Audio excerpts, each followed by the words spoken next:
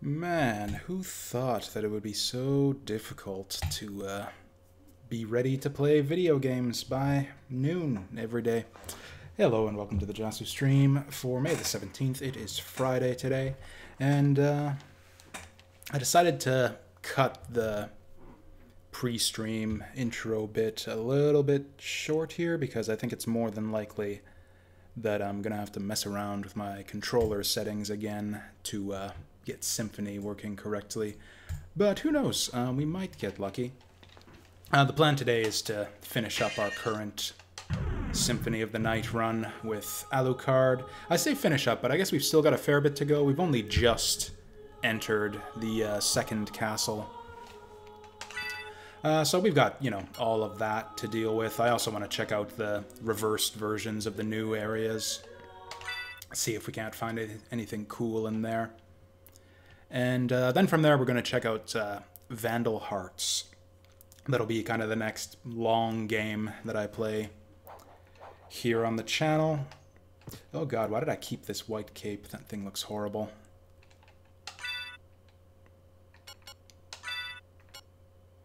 Actually, I do have the Sega Saturn version of Vandal Hearts lined up here if we wanted to check that out briefly. I might as well while I've got the controller set up.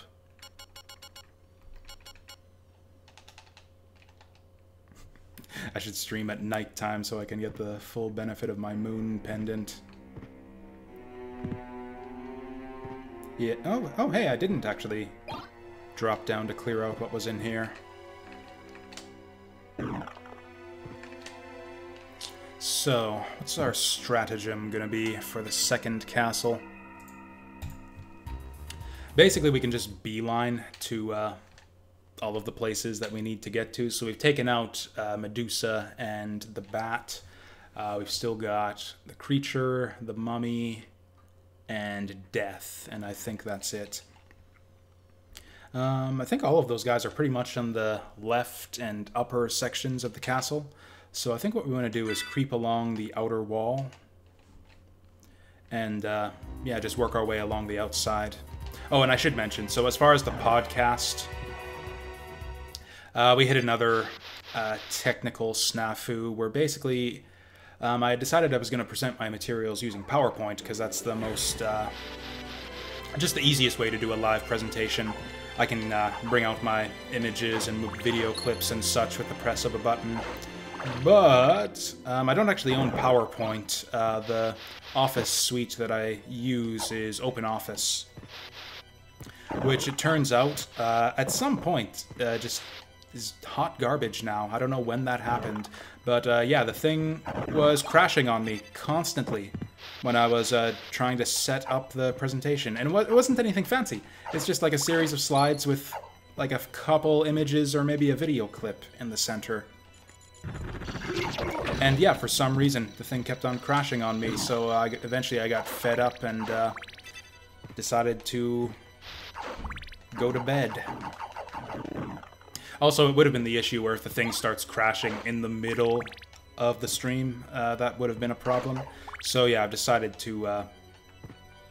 I found another free suite of Office applications called LibreOffice, which is apparently kind of a follow-up to OpenOffice that isn't quite as dog shit. So I'll try putting it together in that tonight, and we'll see where we are tomorrow. If this fails, then I'll probably just end up doing audio only for the podcast. I've definitely decided that I'm going to do it now. Just now that I've talked about it so much on stream, it seems I'm kind of obligated, and I think it would be a good idea and fun to do. And I do have the time to do it tomorrow because my weekly L5R session has been cancelled. One of my players has a baby that he needs to take care of, so yeah, I've actually got my evening free tomorrow for once. Oh yeah, I forgot we have this silly running move now.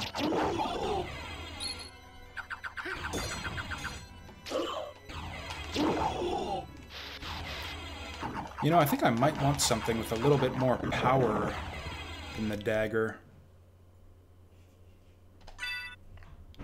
Just to ensure that I can one-shot these guys. Can we do better than 72? That's actually pretty solid. It's at 86, but that's two-hander. Oh, actually, that's perfectly fine. Oh, I didn't... Did I get my Dawn Sword over in the keep or whatever? The reverse keep? Because I'm pretty sure that would be the strongest weapon I have. Okay, looks like I forgot to get the Dawn Sword. I'm not going back for it. Ooh, what's this? I don't remember picking this up. Okay, it's just a regular sword. Ooh! That could be pretty sweet. If that actually hits once for each blade there, that would be amazing. If I can pull it off against this guy.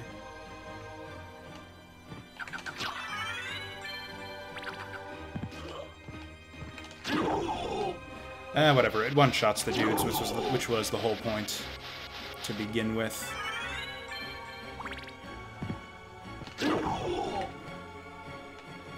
Could farm that guy for a new sword drop, too. I think he drops the rune sword. It's like the flying sword that kind of works the same way his sword works. Actually, no, I think it's Dodo in the reverse entrance who drops that.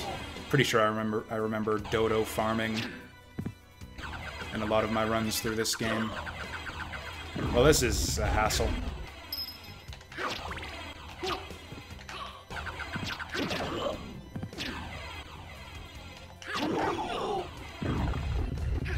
Man, 7 damage from these Medusas now that I'm down to 0 defense.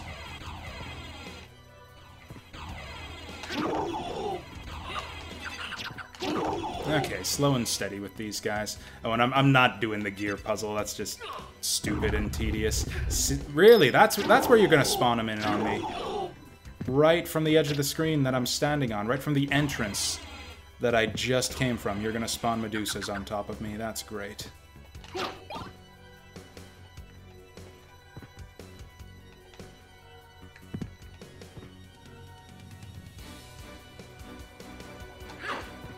Maybe I'm out to lunch here, but I feel like that never used to happen on the PlayStation version.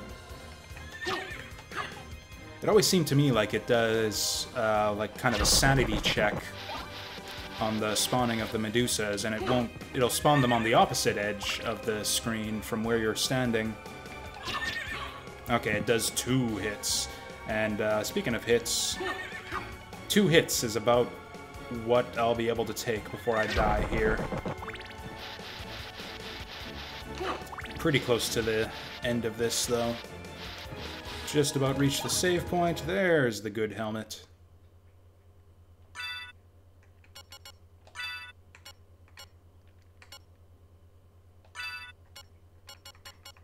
It still doesn't give us any defense.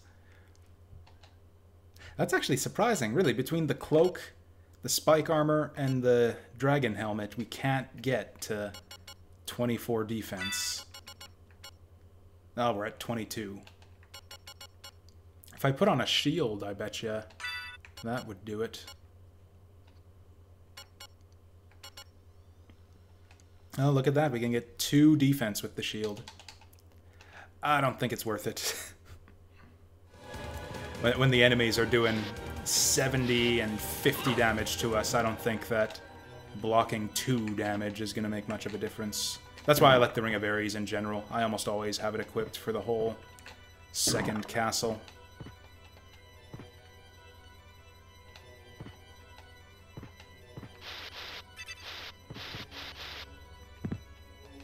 Actually, I guess that's stupid. No.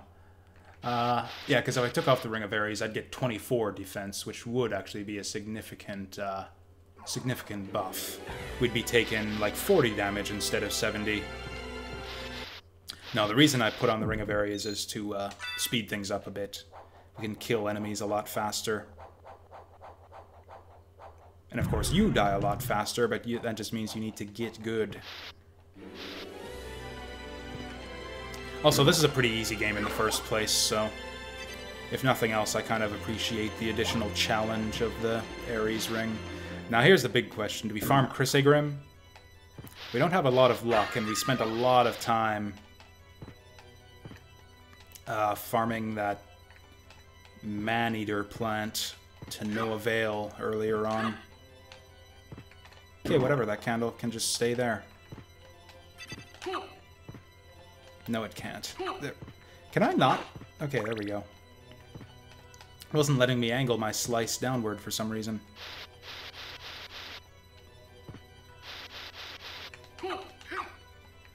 Oh, maybe you can only do it when you're, yeah, on the downward trajectory of your jump. That's weird, but at least it's consistent.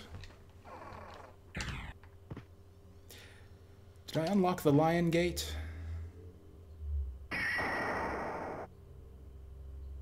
Okay, good.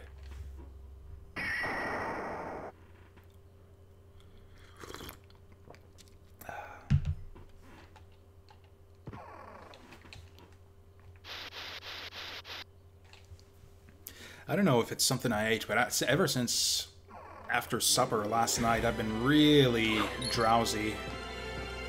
Like, you know, that happens after a big meal.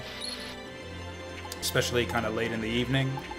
But, like even today, I feel like I just want to go back to bed. Just take the day off.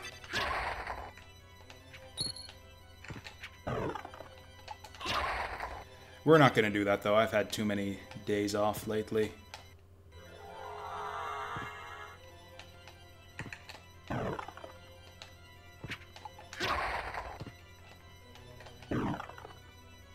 Oh, hey there, Nissan. What is up? We're just finishing up some Symphony of the Night here. Yeah, this is the big question. There's no reason to go into the reverse library here. There's no key items, no relics, nothing of interest here. There's not even a boss. What there is schmooze. I think I am going to grab my dagger here.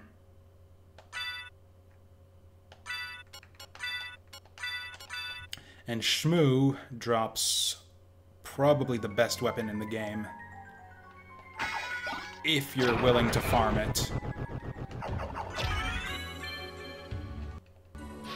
Okay, here's what we'll do. We'll run through the library, and we'll get all of the garbage that is to be found lying around here. And if we happen to get ourselves a Chrysegrim along the way, then we'll take it, and we'll have a Chrysegrim, and that'll be awesome. And if we don't, then we don't. Like I said, the game's not that hard in the first place, so we'll be fine without it.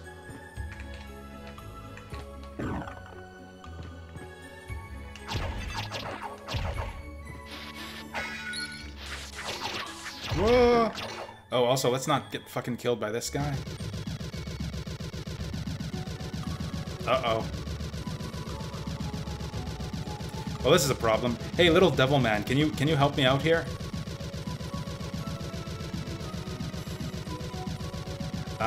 Well, this is tricky. Okay, I think I've got a solution. I think I know what to do about this. Okay, cool. All he needed was a little nick.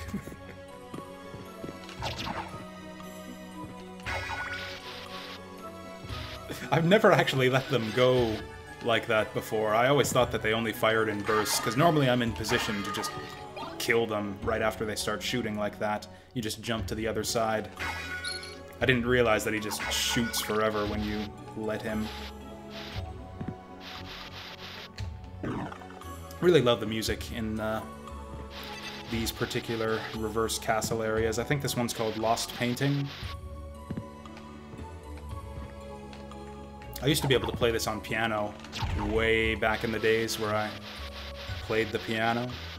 I don't even own a piano anymore. It's been like, oof, probably at least 14 years since I played.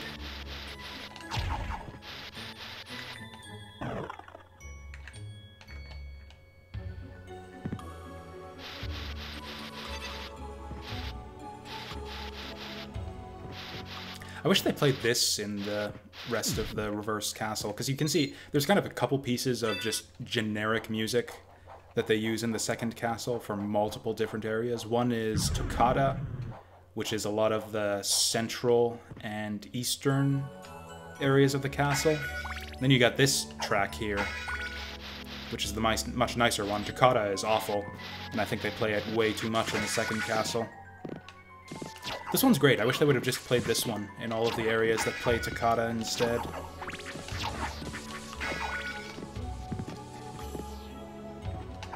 But yeah, for those of you who missed out on the end of yesterday's session, there's a new item in the Sega Saturn version. It's actually a mandatory pickup on your way to the second castle.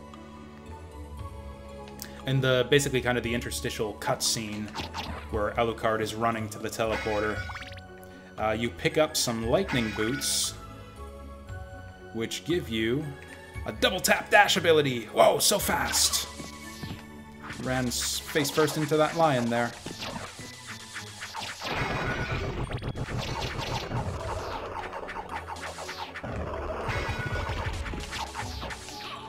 I can't get over it. It looks so silly when he's running like that. Just like, yeah, power jog.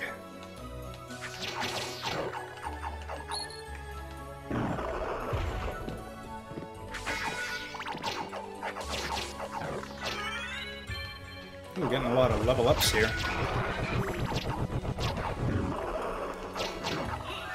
Whoops, what did I do there? Oh, right, that's the dagger special move. Do I get any extra damage from throwing the dagger? I guess now's a good time to find out.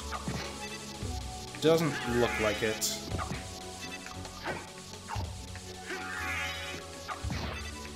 I really wish it didn't eat up so much animation time bringing that out. Like, if I could just spam daggers one after another, that would be an amazing ability. As it is, it just kind of locks you in place for like 3 seconds for like 15 damage. Ooh.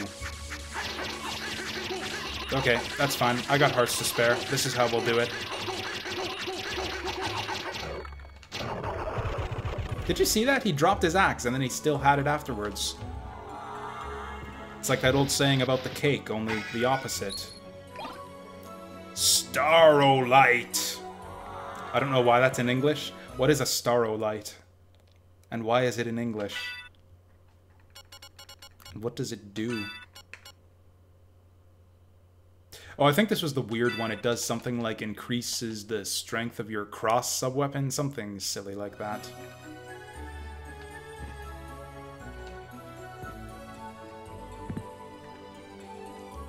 I've got my wiki open, just like yesterday, because it's helpful to be able to look up where to find the new stuff in the Saturn version.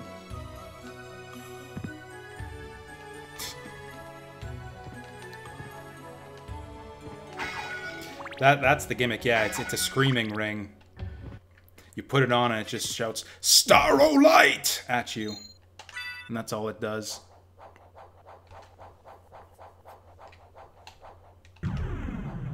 Oh yeah, that reminds me, actually. There was one... I figured out the... there's one other new item that we found in the... That's new to the Saturn version. And I read what it does yesterday, and I kind of wanted to try it out and see if... Oh, but that's right, the chairs are on the ceiling. We need to be able to sit in a chair to use it, and I don't think we're going to find any ceiling chairs in the second castle, so I guess we won't be able to try it out after all. It's a really, like, tiny little thing. See, we've got this accessory here. This is a new one to the Saturn version. This is the song lyrics card. What it actually does is if there's the one fairy in the game, the green fairy, where if you sit idle for like 5 minutes or something ridiculous, she starts singing. This accessory makes it so that she'll start singing right away if you have it equipped, if you're sitting down. That is a thing that they put in the game, that they added to the Sega Saturn version.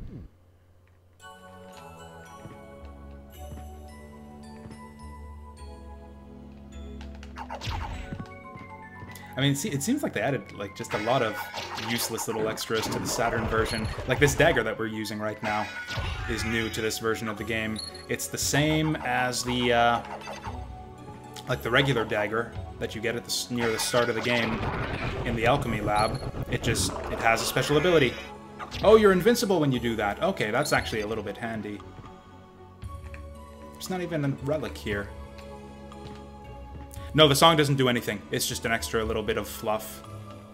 I think she stops singing as soon as you move. So yeah, it has no gameplay effect whatsoever. It just plays a little bonus song for you.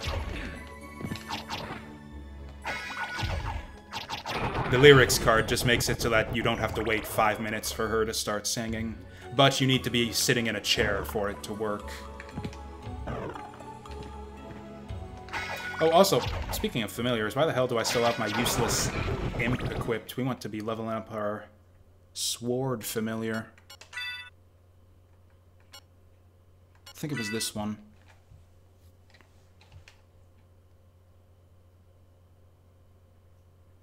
Any minute now.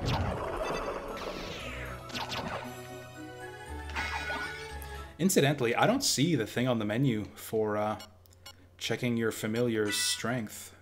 There's our spell list. What is this?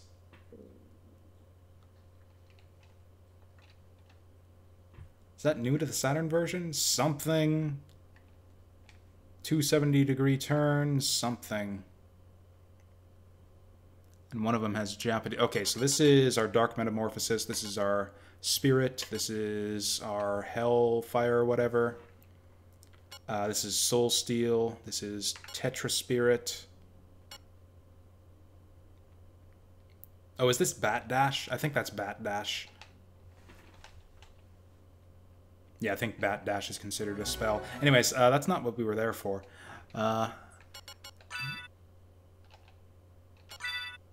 There it is. Okay, so these are our familiar levels. Yeah, Sword Guy is actually lagging behind. I kept that imp on for way too long. Oh yeah, we're still missing one too. Who's left? Ghost. I missed Ghost, wherever he was in the first castle. Rip Ghost.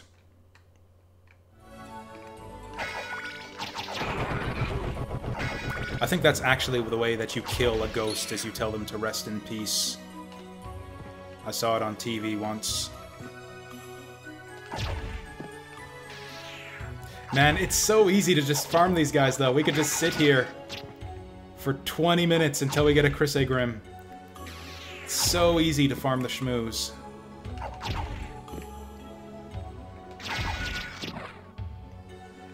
We're not going to do it, though. That's stupid and a waste of time. We got our dagger. We got everything we need.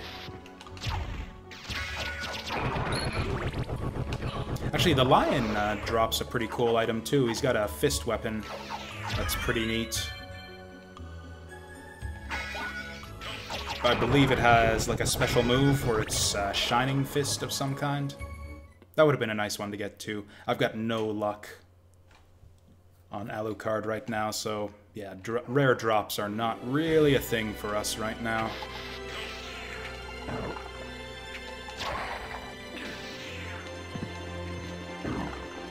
So I've got to be careful to go take the long way around to the creature coming up right here. So I think, pretty sure that's the way to the creature, and we want to not go that way, because I need a save point to recover my health before this fight. I know it's an easy fight, and I probably shouldn't take any damage at all from it. But it's been a long time since the last save point, and I don't want to have to redo shit. Oops. Oh yeah, this is another farming opportunity. So these guys drop like the strongest accessory in the game. It's called the Ring of Varda. It just gives you a massive bonus to all of your stats. But you can only get it on your second playthrough. You need a clear save file for that to be able to spawn. Now, I have beaten the game as Maria in this emulator before, so I do have a cleared save file as Maria, but I don't know if that counts. I think you might have to see like the proper ending, like the full ending with Alucard and Dracula and everything to be able to trigger that. Nevertheless, if I wanted to, I could also just waste your time spending 20 minutes or an hour in this hallway trying to farm the Ring of Varda that maybe isn't even possible to get. But we're not gonna do that. We're gonna fight the creature. I don't know what it is, but all of the Castlevania 1 bosses, for that is what this kind of sequence of bosses you need to fight is. Oops. Oops. Well, so much for no damage. He went down pretty fast, though. So yeah, your goal for this portion of the game is to collect all the pieces of Dracula. That's the tooth of Vlad right there. And so your goal is to assemble, I think it's the eye, the heart, the tooth, the rib, and something stupid. I think, like, it's not a body part, it's like the Book of Vlad or something. The Ring of Vlad, that's it. Which was actually the objective of the game in Castlevania 2.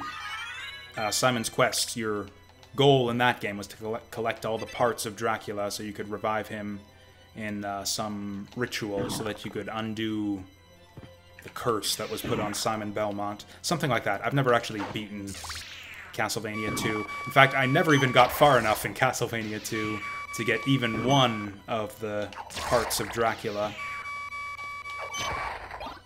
But anyways, that's just a cool little throwback. Yeah, nice little callback to, you know, the classic games in the series, kind of sending off the old style of game as we bring in the new Metroidvania style. And also in this game, the way that you get the parts of Dracula is by fighting the bosses from Castlevania 1. All of the bosses who drop the Dracula parts for you are all the same bosses from Castlevania 1. You got Bat, Medusa, Mummy, the Frankenstein monster, and Death. And for some reason, they're all super easy. I don't know why, but the Vlad part bosses in this game are pathetically easy. It's almost like they ran out of ideas for cool bosses or something when they got to the second castle.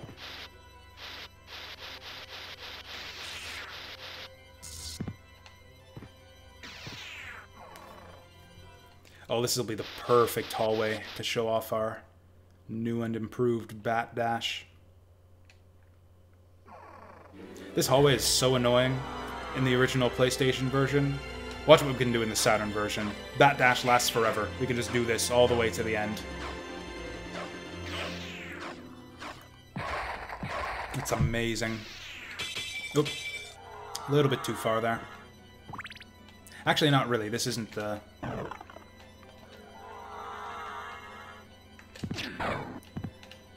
That's not the passageway we want to go through, but now that I've seen it, I want that iron ball.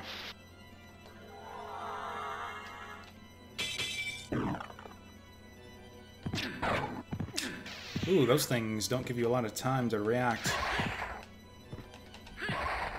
That's the way you do it.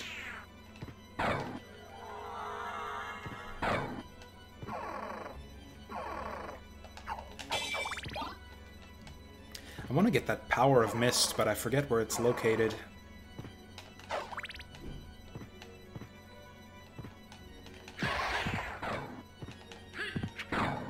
I think you get the Poison Mist from, I think, the Galamoth fight?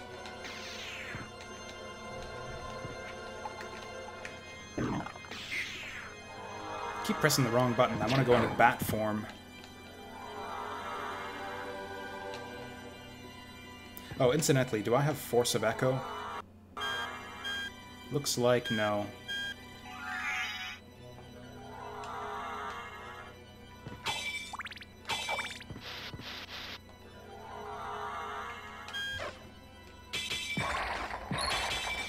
No, turn back! Okay, this is where we want to go.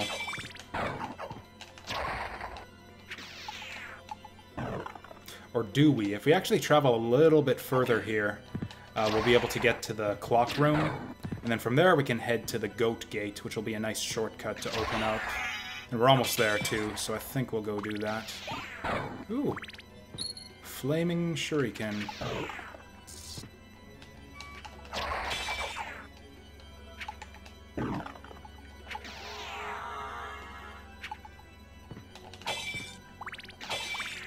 Yeah, some people don't like the second castle very much.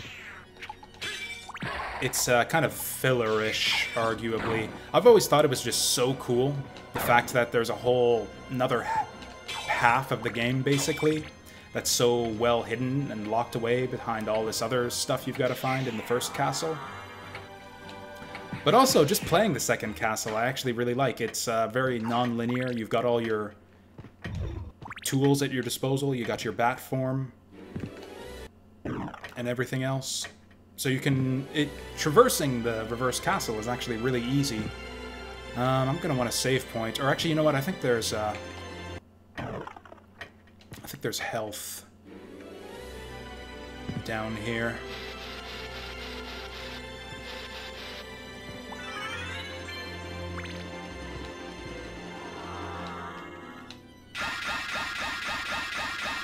Like you've got all this different movement tech. You've got your bat dash, your super jump, double jump, just bat form generally. All that cool, these cool movement techniques that are helpful for getting around the castle. And now you've got a reverse castle with all kinds of crazy geometry that's not really suited for, you know, just walking through. So it kind of forces you to use all of those moves, and I like that.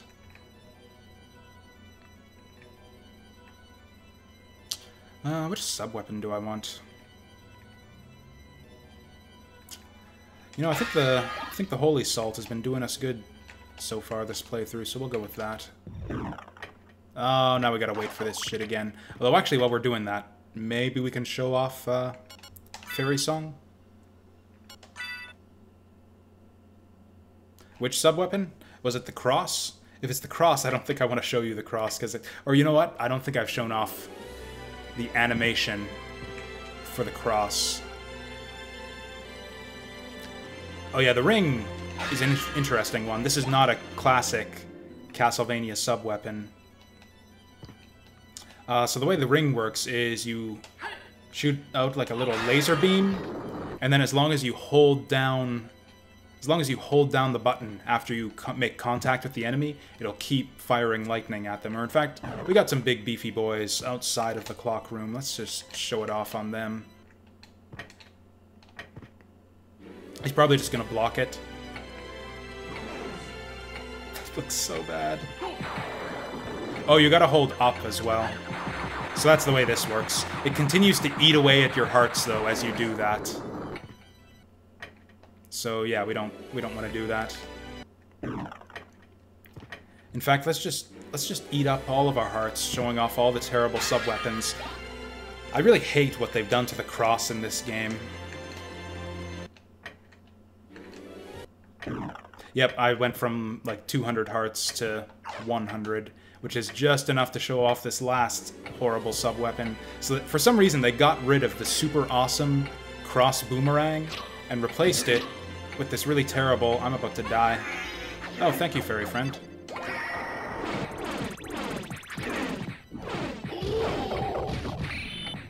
Didn't even kill him. And it takes 100 hearts to do that. So it's essentially a screen clearing bomb.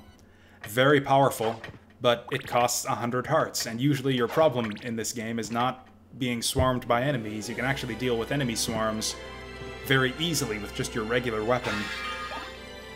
What you want is a ton of damage against the bosses, and in terms of, like, damage efficiency per heart spent, yeah, 100 hearts for, frickin' Holy Cross that deals 8 hits for a small amount of damage. That's not it.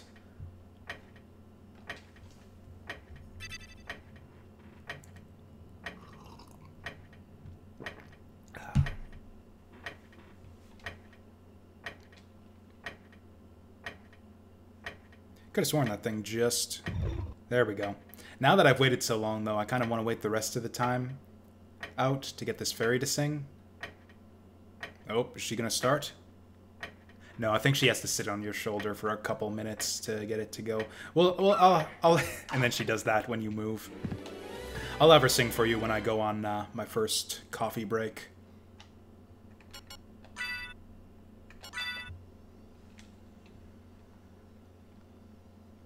Also, I don't want her wasting my items. Oh yeah, speaking of items, the second castle is very dangerous. I might actually want to make use of this item slot. This is such a great feature. I can't believe they haven't put it in subsequent re-releases of this game. The problem is that your healing items are diffused among so many different types of just foods and potions and stuff. You can't just stick, like, just stick healing on your offhand slot, on your potion slot, and be done. It's like every time you run out of potions, you gotta switch to a different type of potion. So we'll just take this one. That's the one that we have the most of.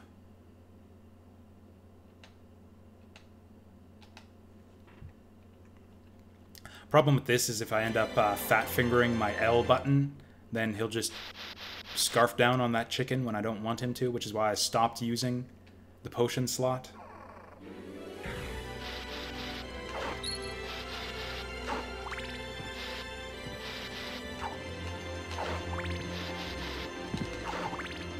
Oh, and you know what? Now that I've done all that menuing, I actually want to go back and swap my fairy back in, because there's something I want to check out.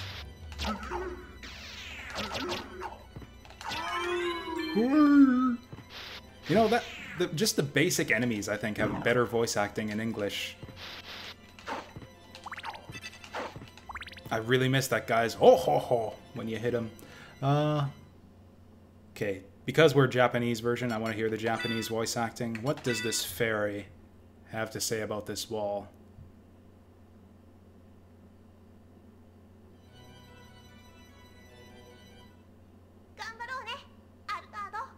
Oh, that's just her, like her hello voice acting, which I didn't even know was a thing in these games.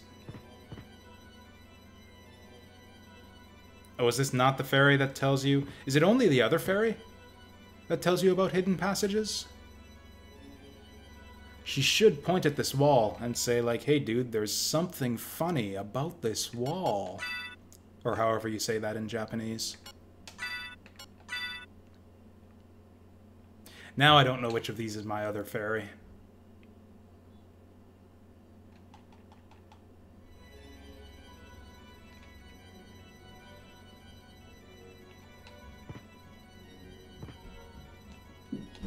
Huh. Was that like a new feature for the American version or something? To get the fairies to point out hidden walls? Or is this one so obvious that it's not even considered hidden? Well, whatever. So much for that. Going back to sword. Man, it's so annoying how long it takes to cancel out of the menus in this version.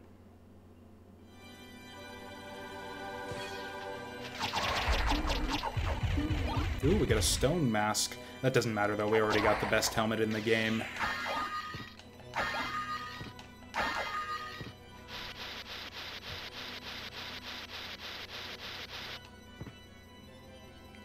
It was actually kind of a longer trek to get to this goat room than I thought it would be. You know, while we're here... While we're here, we might as well just go the rest of the way and fight the mummy.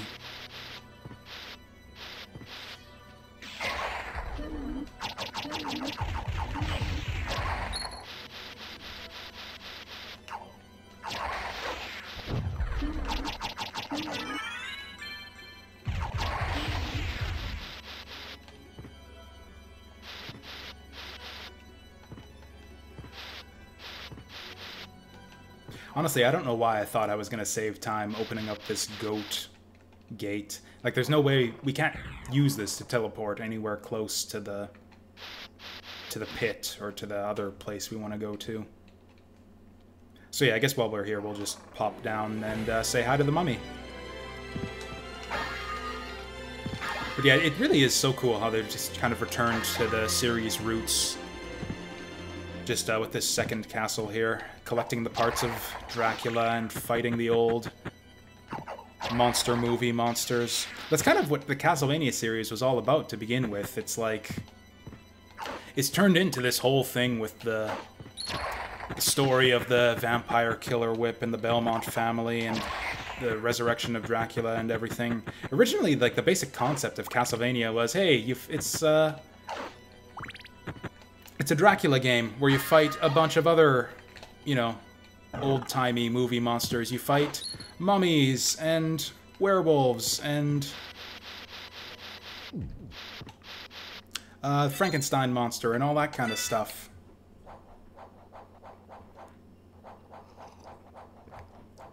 And now, like, the modern Castlevania, or not modern Castlevania games, but like the later Castlevania games, what kind of bosses do you fight? I guess still those. You still see, you know, mummies and Frankenstein. Actually, Frankenstein monster is the one that you still see in just about every subsequent Castlevania game. But like, you're fighting like more fantasy type stuff. There's a zombie dragon, I remember, from Circle of the Moon. Or even in this game, you fight like a giant, like, Egyptian T-Rex. The series has kind of gotten away from its roots here, which I guess is fine.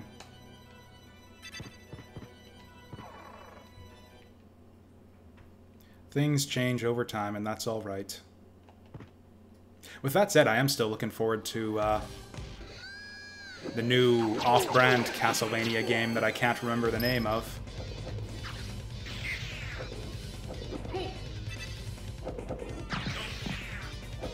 What was it? Bloodstained? I think it was called Bloodstained. So this is what you do when you're poisoned, is you cast magic, because poison does not reduce the effectiveness of your magic attacks.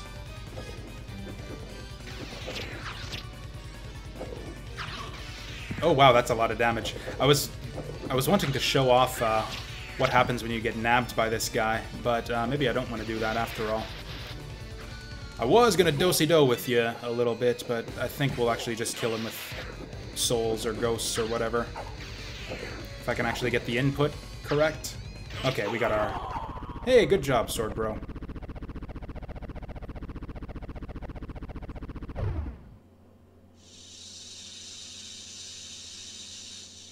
Yeah, I guess that whole explosion effect when he dies is new to this version. Yeah, they made his death animation even longer, when it was kind of ridiculously long in the first place.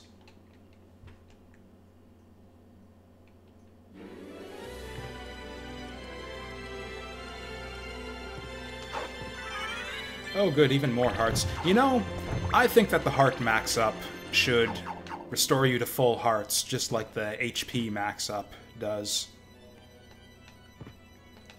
Because as is, heart max up is kind of a worthless pickup. Like, you don't really care most of the time about just how many hearts you can carry. Most of the time I forget that sub-weapons even exist anyways. If I could get a full heart refresh...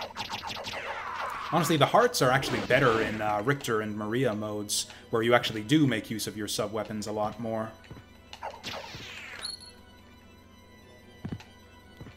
Because, yeah, every big heart, or what's heart max up for Alucard is something like 25 or 50 hearts for Richter and Maria, which is a lot of hearts.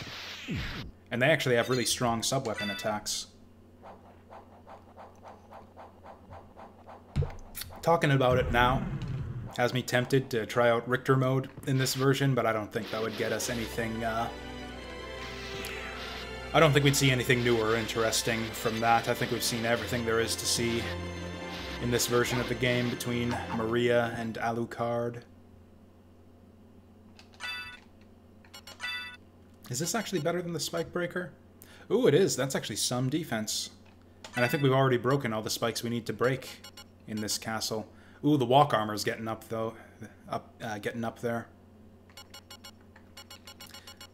In fact, yeah, just a little bit more map traversal and walk armor will be our best one. Although this one... Oh, the Alucard mail had some other secondary property, but I forget what it was. I think it's like elemental resistance, like defend, extra resistance against lightning, ice, and fire, something like that.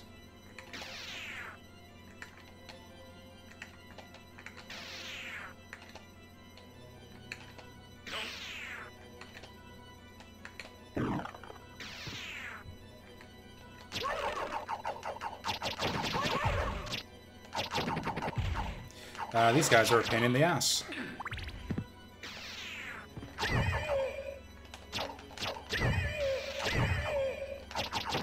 So how did you want to do this?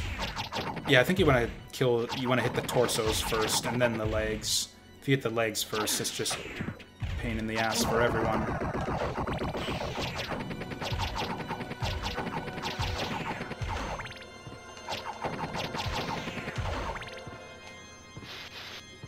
There we go. I knew there was something like this over here. This keeps on happening when I'm exploring in Metroidvanias, or especially ones that I'm replaying where I know where everything is. Well, it's like, okay, I'll dip over here for this thing.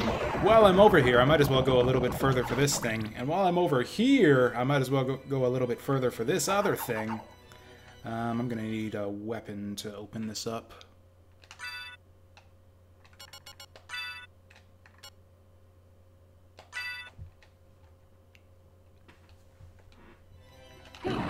Oh wow, one hit. It's a heart refresh. Are there even any relics in the second castle, now that I think of it? There's certainly not very many.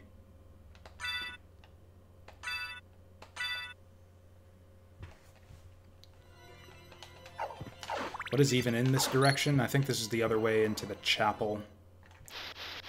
Well, we're here, we might as well open up the shortcut into the chapel, but then we'll backtrack. Back to the Goat Gate. Oh yeah, that's right, there is no shortcut here. They take away the naked Poseidon statue. Okay, for real, while we're here, I think the fastest way back to the center of the castle is actually through the shortcut through the Colosseum. If I can actually remember what direction that's in. I think it's actually down this way. I guess we're going to want our spike breaker here. I don't even know what's on the other end of this hallway, to be honest. Also, I really like how the mist lets you break spikes. Even in mist form, the yeah, spike breaker still takes effect.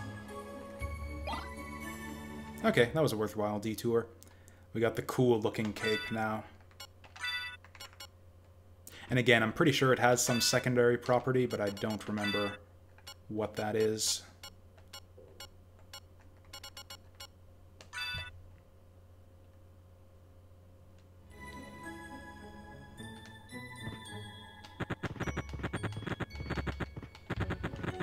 I'm not going to let my OCD take effect here, and normally when I play this game, I make it a point of breaking every spike, just because they stay broken permanently, so it's kind of handy, I guess, in case you ever want to backtrack through that hallway for some damn reason.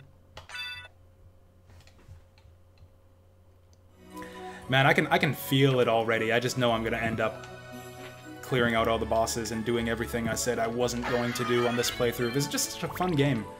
I always want to do everything every time I play this. I get the same way with Dark Souls, where it's like, okay, I'm playing this kind of character, so I can ignore all of these other areas that have things that I don't need, and I end up doing them anyways just because it's fun to fight bosses in that game.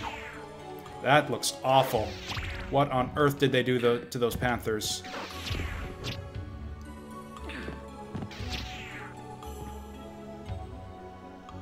Oh, also this is the wrong way to get to the place that I want to go. What am I doing? I can fly. Whatever, this works. We'll just go back to Lion Gate and then teleport to Goat Gate.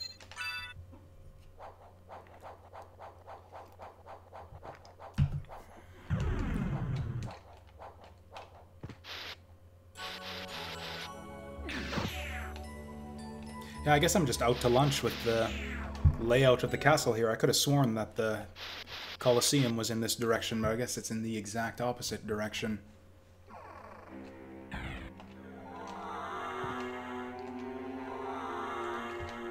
Colosseum, incidentally, one of the very few reverse castle areas that has its own new music.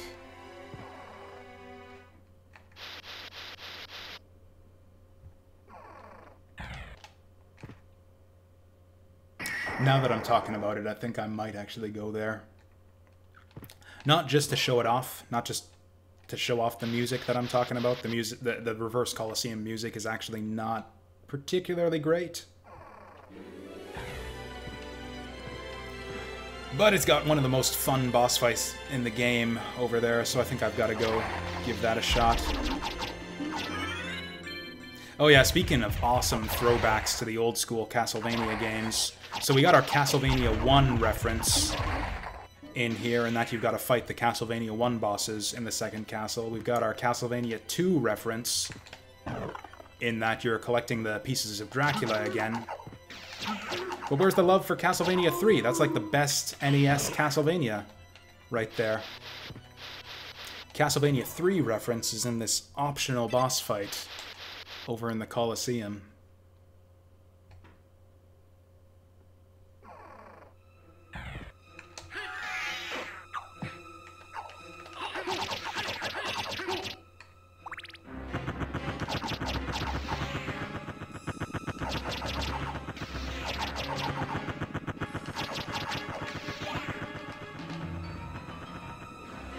You know, I might have wanted to take a save point. Oh, this isn't the way to the boss anyways.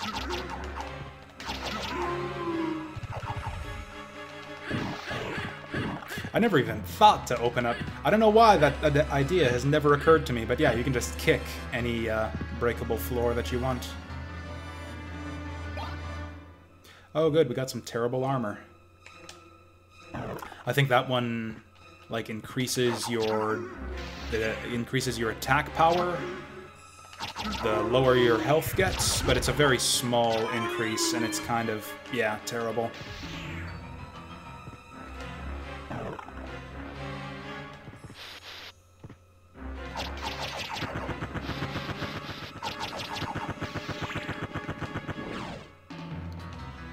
Oh, this is always a little bit precarious here. Like, it seems, yeah, like an easy little hallway when you stab the Minotaurs one by one.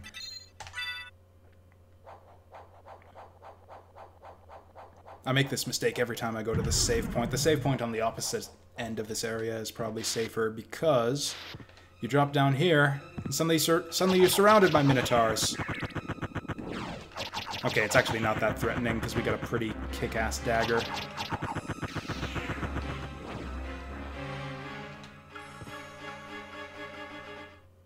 Here we go. This right here is one of the most fun bosses in the game.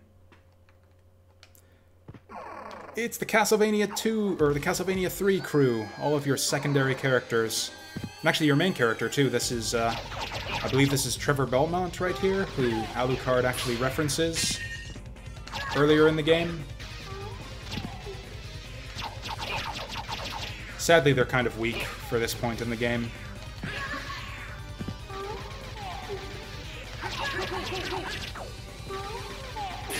Oops.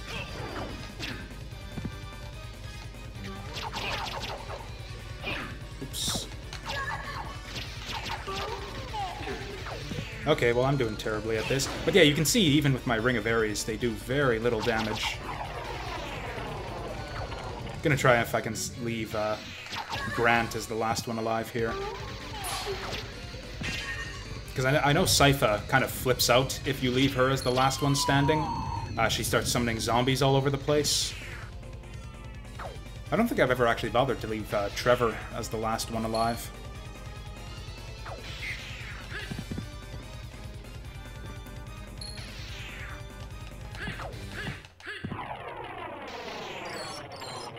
And actually, I forgot to mention this. Yeah, Alucard is your other secondary character that you can play as in Castlevania 3. So the gang's all here. You got, yeah, Trevor, Grant, Sypha, and Alucard, the whole cast of Castlevania 3. And it's just so cool that they threw that in there. Even though they've departed from the style of the classic Castlevania games, they kind of, you know, show tribute to the old games still. It's a kind of a nice send-off from the old era of Castlevania into the new.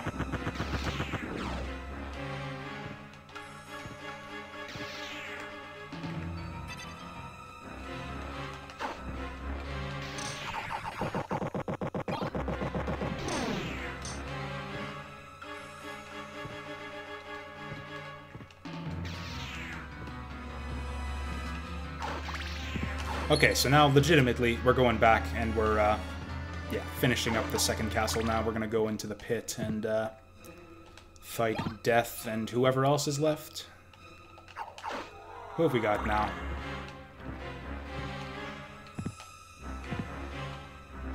Man, I'm completely blanking on what's the other boss we need to fight. Ooh, this will be a fun room.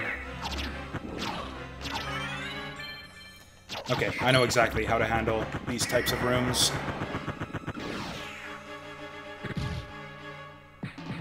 Ooh, that's not a lot of damage.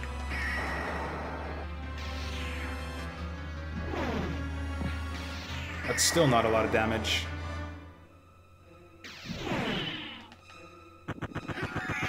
That's not what I meant to do there.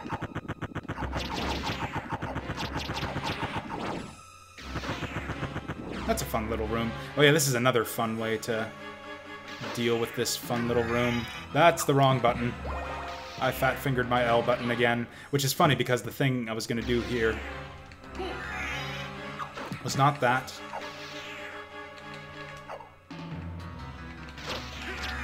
Okay, apparently I can't soul steal today. There we go.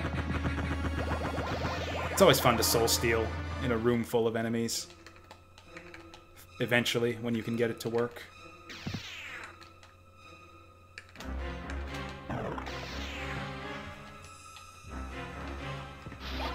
Oh, nice. We got a terrible sword.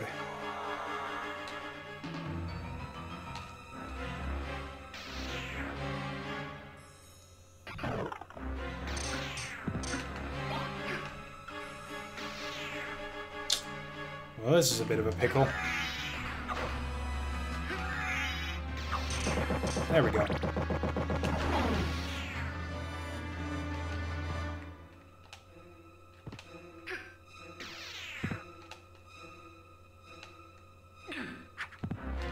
Oh, is that not a platform? The game tricked me. Yeah, honestly, I'm terrible with like fighting game special moves in the first place. That's why I can't really play fighting games. Like, I can't do a Dragon Punch to save my life. Dragon Punch is like a 50% success rate for me when I'm playing Street Fighter. That's why I always preferred the charge characters. Yeah, Guile was always my go-to back in the day.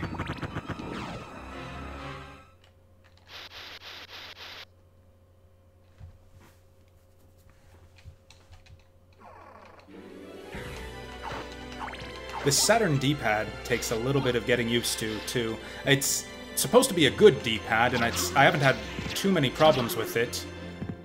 I'd say I've gotten familiar with the D-pad to this point where my success rate on special move inputs is about the same as with the PlayStation D-pad, which is the one that I'm kind of used to.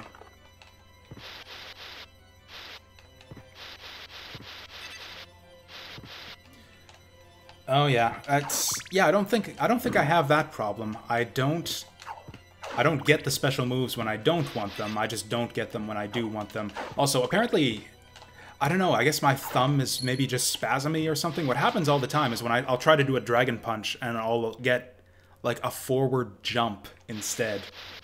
I don't know what it is, like fat thumbs or something, but I always seem to jump when I try to do special moves in Street Fighter. Especially bad for, the frickin' grapplers. Like, I can't do a like, if I've got a 50% success rate on Dragon Punches, I've got, like, a 0% success rate on, like, the grapple moves, like the Zangief, Pile Driver and such. I just don't understand how you do a 360-degree D-pad input in a game where up causes your character to jump. I have no idea how anyone ever does, yeah, a pile driver or a T-Hawk throw without just jumping instead. It makes no sense to me. Never has. That was actually one of the improvements to, what was it? There was a version of Street Fighter where they got rid of the 360-degree pad inputs and replaced it where it's like a half circle back then forward. So it's like you're doing a half 360 along the bottom of the pad without having to press up at all. It's almost like a Soul Steel input, actually. I think that was the Street Fighter HD remix where they did that.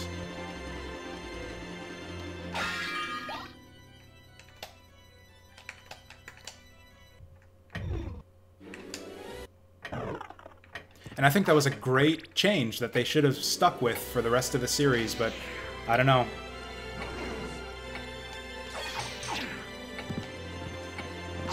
It's so weird. The hardcore fighting game fans will tell you, oh, well, that's part of the game, is the fact that some of these moves are harder to do, and you have to kind of factor that into the strength of the character or whatever. Like, if you look at the top tiers of fighting game players, like, nobody is ever dropping a Dragon Punch or a Pile Drive or whatever. The success rate of those moves at the highest levels of competitive play is 100%. So I think it's pretty disingenuous to say that the difficulty of executing special moves is a fundamental part of the game. It really isn't. It kind of just melts away once you reach a certain level of skill. And I think it would be better, you would have more competitive players. Well, this is a bit of a... I wish I had my holy water here. Sword guy, if you could please. Thank you.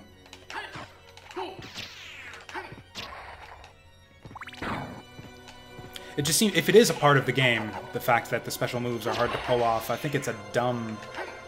Oh, you can duck and throw special weapons. That's really cool.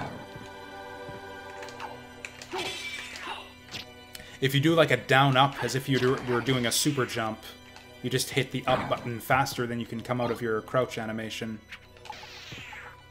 What would be nice is if you just had sub-weapons on their own button, like a sensible game would, because you've got like 20 buttons or whatever on your Saturn controller. I guess you are using all of those buttons. Like, we've got our animal transformations. We've got our backdash, our potion button. So I guess there isn't really a spare button to dedicate to sub-weapons. Like, if you were really forward-thinking, what you would do is you would use button combinations for your transformations. So you would have one button as the transformation button, and then you would do, like, a directional input plus the transformation button. So it would be like, hold down, it would be like, say that X is your transformation button. So it would be like X left for wolf, X up for mist, that kind of thing. That kind of advanced type of interface, the advanced concepts in controller, in HCI, and controller and interface design was not really there in 1998 anyways. So I suppose I can give them a pass for that.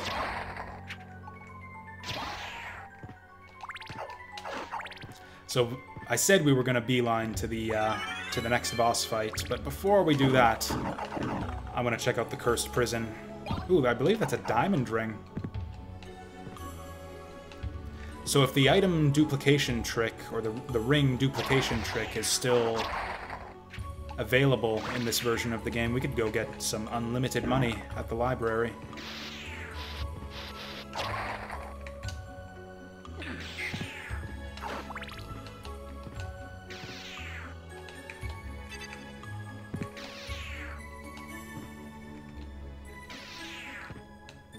Have to be a little bit more cautious of these jellyfish as Alucard.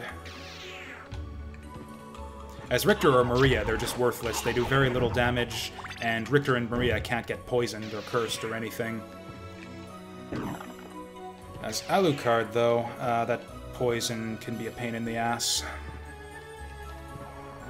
Is there a save point in here? I think there's a save point right at the entrance of this area.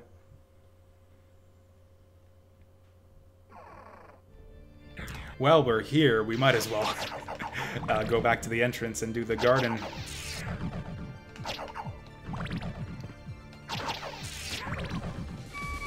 Okay, we do have a save point.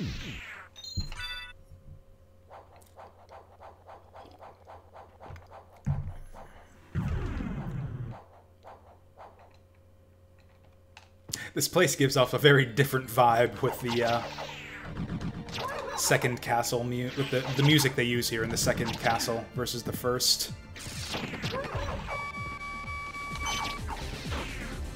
In the first castle, it's like just creepy kind of amelodic organ strains, and in the second castle, it's like funky disco remix of Vampire Killer. Kind of spoils the mood.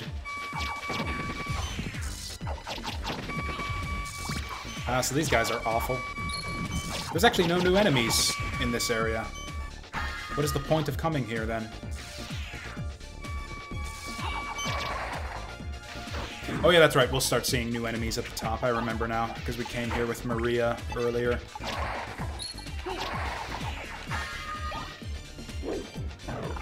There they are.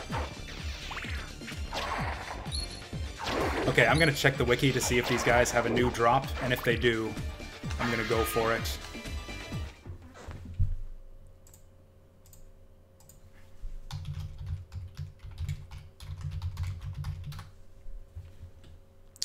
Okay, so there's our wiki. Here is the Saturn version. And what goodies do these new enemies have for us? These guys drop the Dark Shield and the Skull Shield. Those are not new items, so I think we can just pass these guys by. These guys are annoying to fight anyways. Did not mean to do that, but I guess I could use the health. I like their death animation, actually. It's kind of spoiled by the fact that, like, these enemies here would look so cool on PlayStation. Oh wow, it's so much easier to fight these guys as Alucard than as Maria. These guys have a backdash move that has an animation that takes forever and makes them invincible. Oops. These guys do shit for damage, too. Yeah, that move right there makes him invincible for a good long while.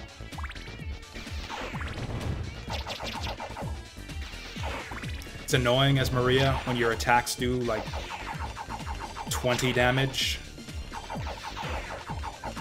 And you can only attack, like, a third as quickly as Alucard.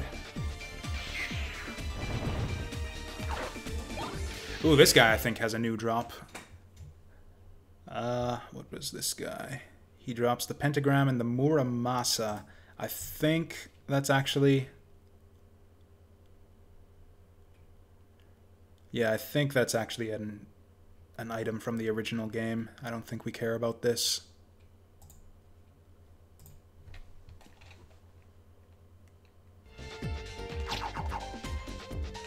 Oh yeah, this was that annoying-ass hugging ghost that I can't figure out how to get him away from me.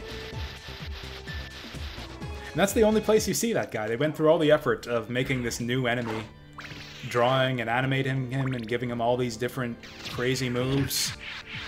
Oh god, my soul. And he's only here in the one area. Oh shit. That's not that easy to dodge. Bet he's weak to this. Anyways, like I said, Muramasa is not a new item or anything, so we're not gonna farm that guy.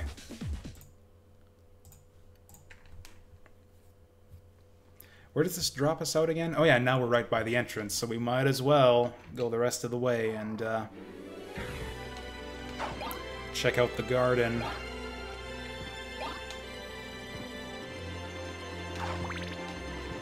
Because yeah, I'm pretty sure the garden does have some new enemies with some new drops that I'm kind of interested in. We're just going to end up doing a full 100% of the second castle in the end. We're not even going to get to Vandal Hearts today, possibly. We'll see. It's still early. Although not really, because I was an hour late starting the stream.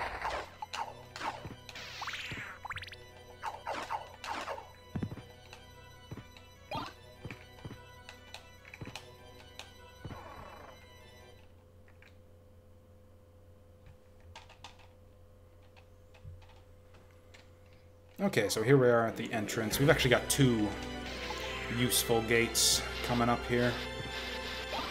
Oh yeah, there's that thing. What does that thing do again? I think it increases your luck. I actually can't remember what that 3-circle talisman actually does. I mean, I don't know what Starlight does either, so we might as well swap it out. Cool. We've got another random effect that I have no idea what it is. You know, the glove is just stats. I could just do the glove and then more stats. I think I'll do that. Yeah, attack +5, that's pretty sweet.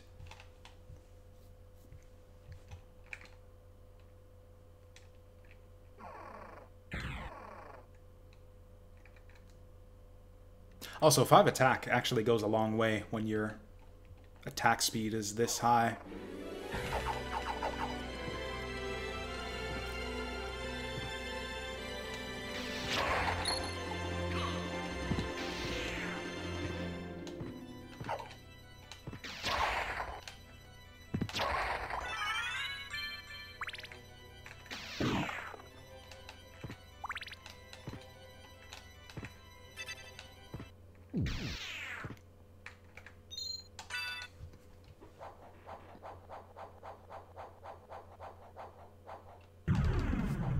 The other interesting thing about the reverse castle is no other Castlevania game has really bothered to kind of follow it up. Like, it was such a cool concept in the first place, how it's like you think... Like the way the game kind of ends at Richter is pretty mysterious. It's like, oh, Richter's the final boss? Where's Dracula? Isn't he supposed to be, you know, the main thing in this series? And it ends on kind of, like, you get an ending, and it's a full ending, but it's not a satisfying ending. You get, like, an inkling that, there's something else going on here. Or I think Maria might say something in the ending to give you a hint that there's something else you need to do. Something to the effect of that, like, oh, it's such a mystery. What could have happened to Richter to make him this way? But that's all you get. You don't get, like, an explicit clue. It's like, hey, maybe go look around for some rings and some holy glasses. Like, you kind of need to just explore blindly to find the way to the second castle. And then once you do, it's like, whoa, there's, like, a whole new world out there. A whole new half of the game. Like, you would have expected it would be something like, oh, okay, we do the thing, uncurse Richter, and then fight Dracula. No, you go to a whole second castle. That's every inch as big as the first. And it's kind of mind-blowing the first time you see it. I mean, provided you were unspoiled and all of that, which, to be honest, you probably weren't. To even find the second castle, you probably read about the fact that there is a second castle in order to find out how to get there in the first place.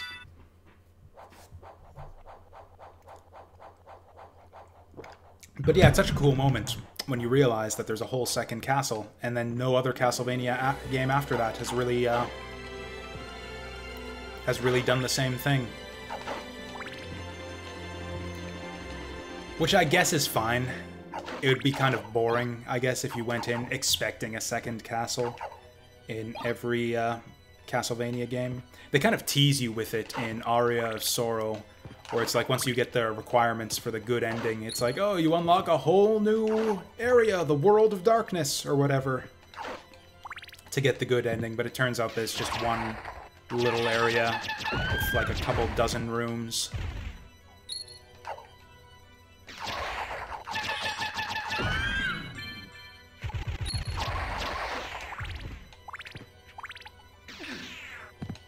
It's sort of like how, I remember a similar, like, huge mind-blowing thing was the final boss of Sonic 3 and Knuckles.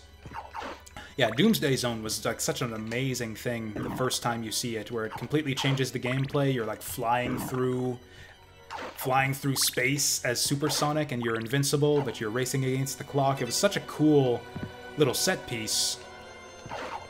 It was, again, kind of mind-blowing the first time you see it. It's such an incredible final boss sequence, the Doomsday Zone in Sonic 3 and Knuckles. But then they kind of ruined it by the fact that they have something that's the equivalent of the Doomsday Zone in every Sonic game since then.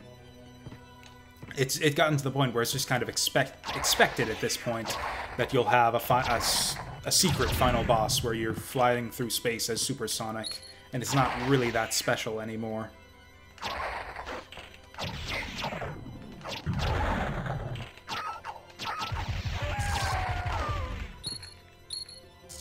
And it's mechanically the same fight every time, too, where, yeah, you're racing forward as Supersonic, trying to make contact with the boss.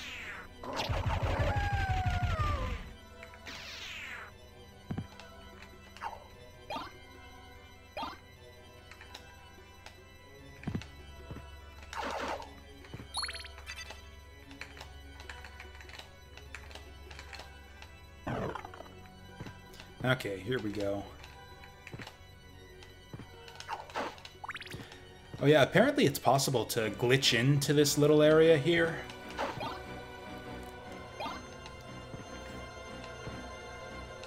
I don't know how, maybe it requires like a Game Shark code, but yeah, apparently you can actually make your way into this little tunnel here. I don't think this door is here in the PlayStation version.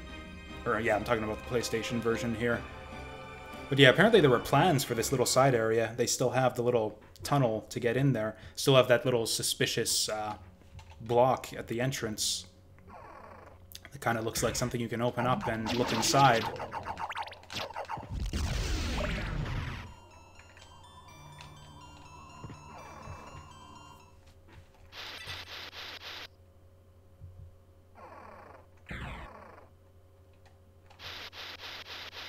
Okay, so what does this guy have that we want?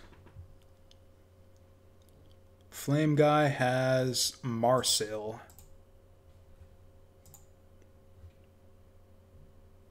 Oh, never mind. It's just the Leviathan, the flaming sword. That's not a new item. Oh, cool. So we don't really need to farm anything. Oh, the gargoyles have a drop. The gargoyles have a new drop. I might have to check that out. Also, apparently there's a item that we missed in the regular version of this level. Also, apparently we missed a new item in the clock tower. Man, I missed so much stuff.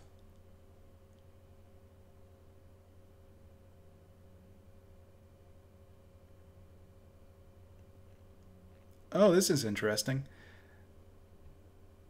So it doesn't actually tell you how to get this item. So there's an item here called the Signed Pencil Board, which is apparently hidden somewhere in the underground gardens. It doesn't actually tell you how to get it, and it doesn't actually do anything other than sit in your inventory. Apparently it was part of a contest where if you found this item, you could take a picture of it and send it in to Konami, and they would give you, they would send you apparently a unique piece of artwork by Ayami Kojima. But yeah, being part of a contest, it's probably pretty well hidden. I didn't find it in my run through the garden, so that's kind of neat.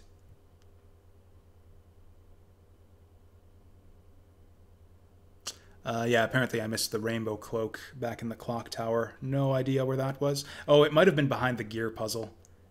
Yeah, nuts to that. I don't care what whatever goodies they have behind the gear puzzle. I am not going for it.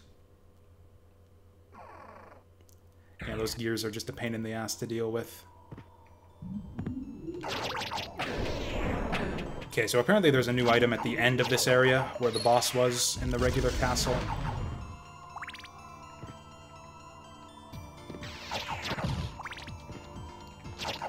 Also, we've replaced our funky remix of Vampire Killer with funky remix of Bloody Tears. Oh, right, there's these guys. These guys don't have a drop, do they?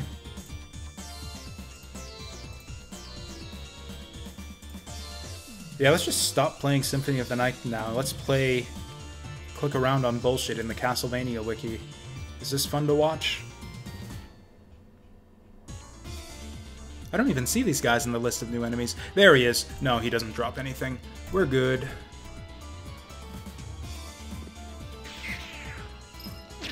Man, I miss my turtle. I miss my turtle magic. Where I can just heal up anytime I want to. Oh, hey, 2 for 1 there.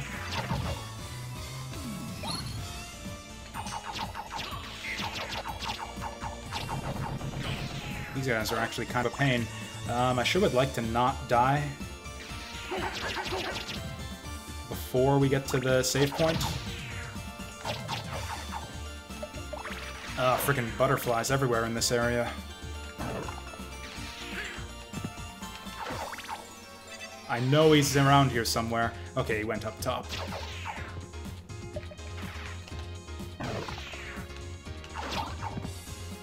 I picked up something, but I don't know what it was. I think it's a drop from the bitter fly.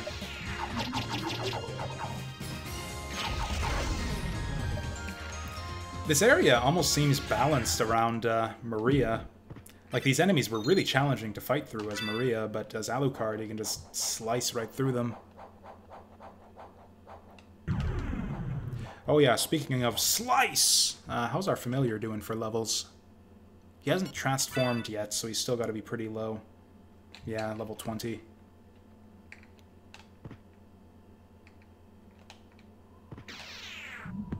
Oh, I remember these rooms being a huge pain in the ass. Oh, we can one-shot these guys with the dagger now.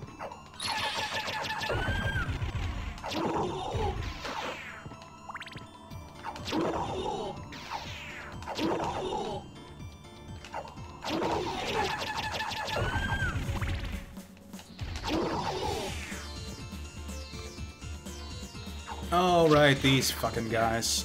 Oh, fuck. Nope. Oh, that works. Fuck's sake. Man, I was gonna wipe out all those bitter flies with the soul steal. Oh, and now I fat-fingered my L button again, so now I don't need the soul steal. Whatever. Yeah, these guys are a huge pain. And I got hit by an invisible butterfly.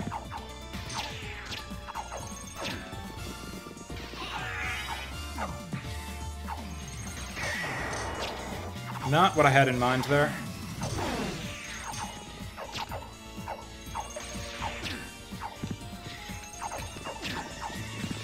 This is going very badly.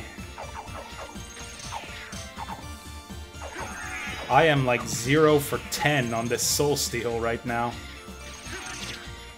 Also, I think I've used up all my chicken from mistakenly hitting the L button. Oh, there. Nope, I had one left and we just wasted it.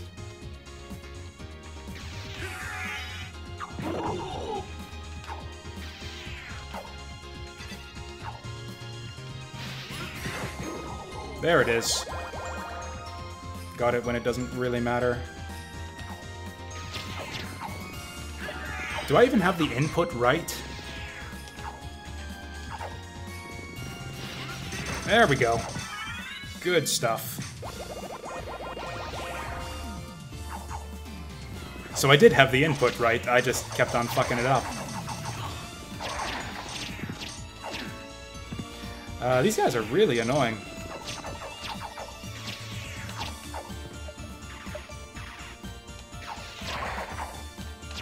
Might want a bigger weapon for them, since with their guard you can't really rapid fire them.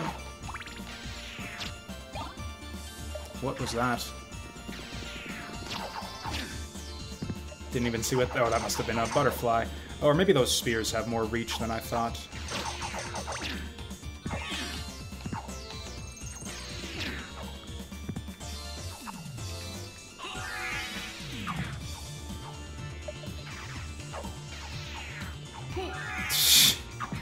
This is getting a bit ridiculous.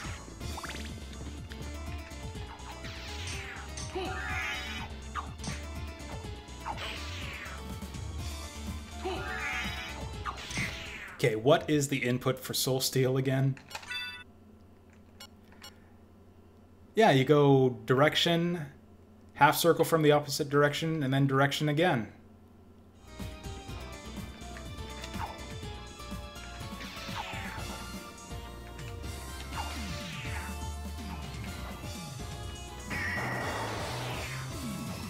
You have to press up to get the Hellfire Blasts there. I did not press up at all there. And now we're dead. Oh, I still have chicken. Okay, I'm out of chicken.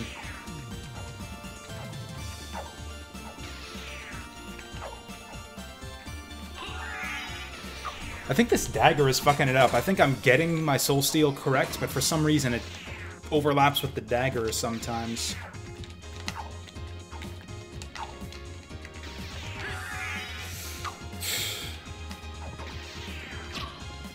Well, I'm about to die. No, I'm not. Let's do this the easy way. That was close. Oh, for fuck's sake.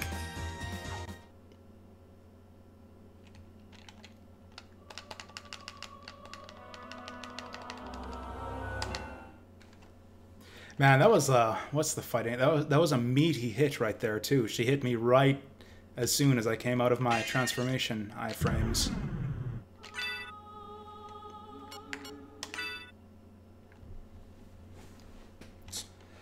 This is really annoying. Like, that would have been an easy room if I could have just gotten my... If I hadn't failed my Soul Steel 50 times in a row, we would have been fine there.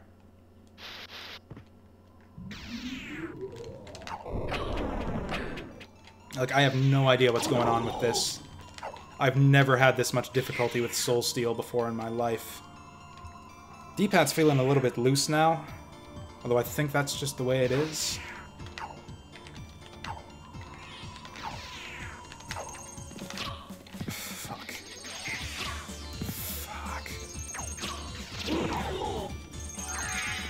Didn't even mean to do that.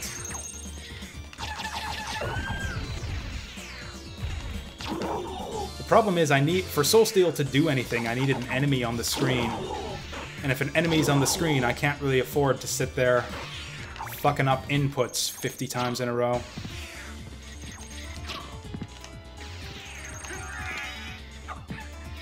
I don't even know what that was. What the hell was he trying to do there?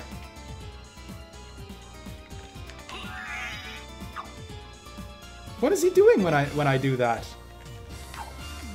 Oh, that's it. I think that was Soul Steel right there, except he didn't have any targets.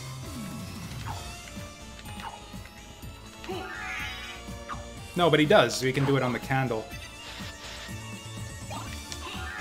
Oh, that's the dagger. I just couldn't see it against the red background.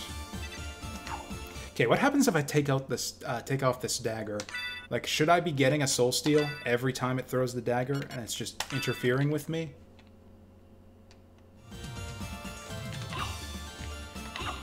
No, there's that L button. Yeah, man, really light trigger on that L button there. Like, I barely touched the thing and it popped out that chicken. Hey, we got it! I wonder if it's the dagger that's fucking up the input then.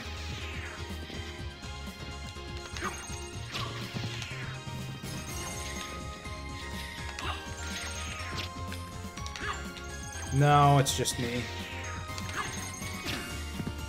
Ooh, that turn speed, though.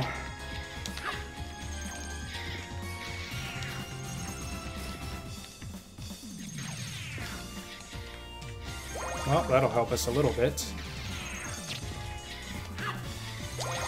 Okay, I swear to God, I didn't even touch the L button that time.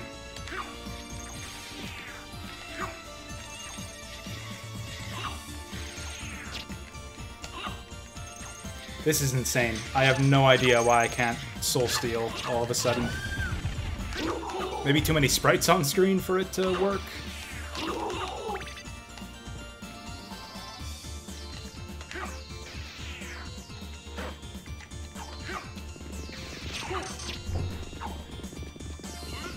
There we go.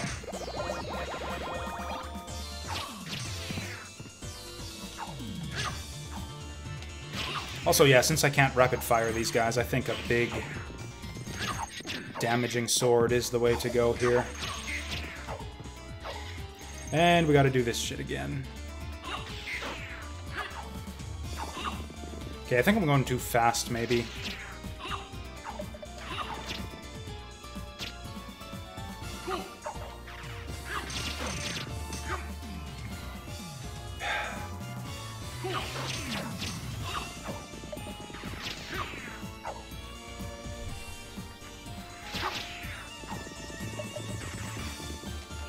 There we go.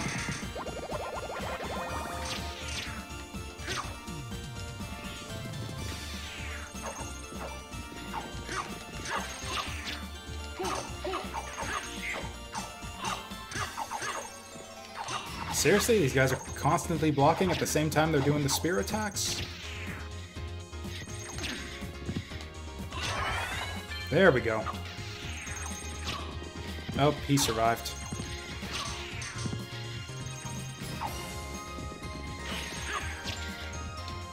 And we're stuck doing this again.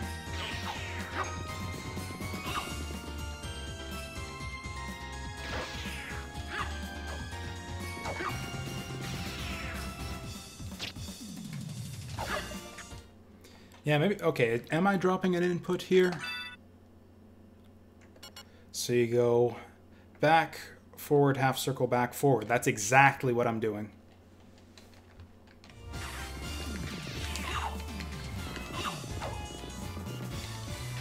What you're seeing right here is proof that that Street Fighter is a bad game, and the whole concept of controller input, of D-pad inputs for special moves is inherently flawed.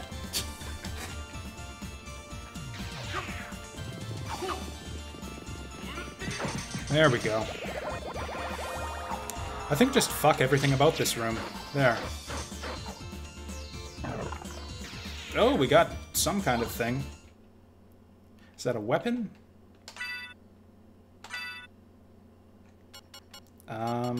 Apparently not.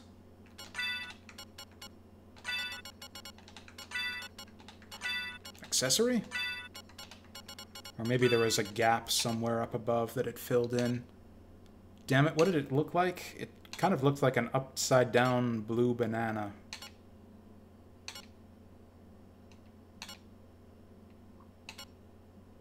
It wasn't a relic, was it?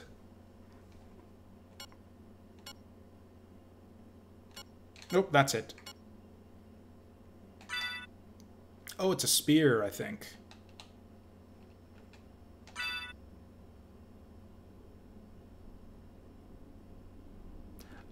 I don't know enough katakana to read this. I recognize Ri. I recognize, I think that's Zu. And that's about it. Okay, what do we got here? Oh no, it's just a big-ass sword. Oh, it has a special move.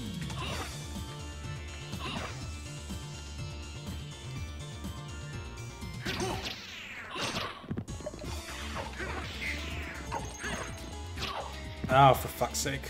We're not doing this again. I got my spear. Let's get the fuck out of here. Oops. Shit.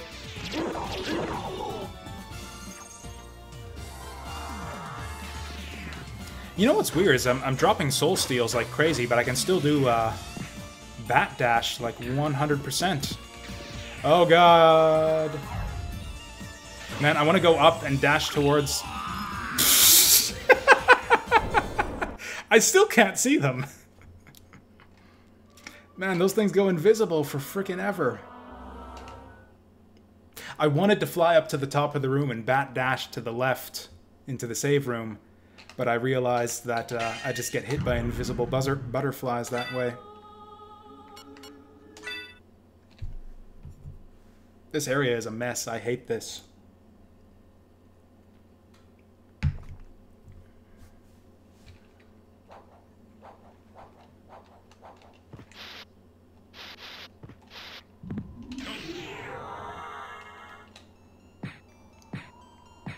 Yeah, Bat Dash works 100% of the time. For some reason, it's just Soul Steal is fucking up for me.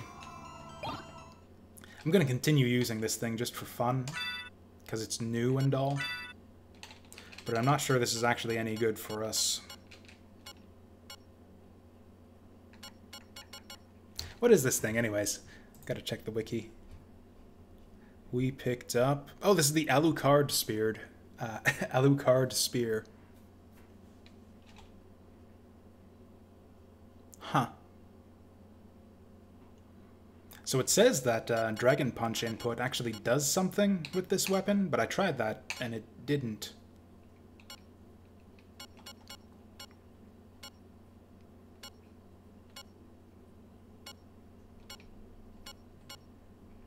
Ah, there it is. For some reason it's on the bottom this time.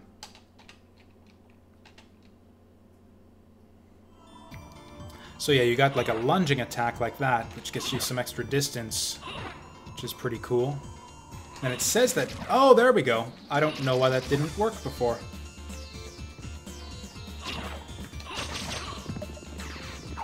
Yeah, this whole room is just not worth the trouble.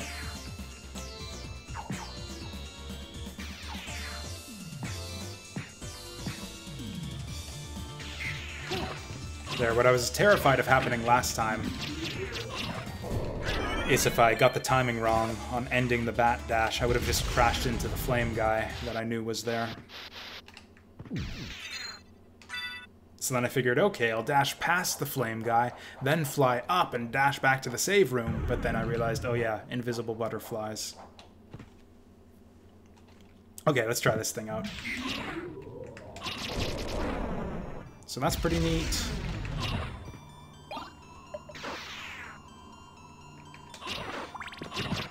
Oh, you get extra damage on that, too.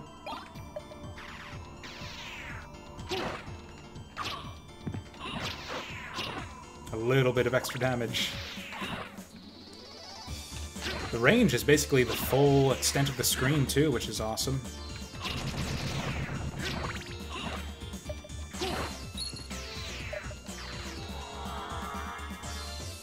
I think we can just zoom on through here.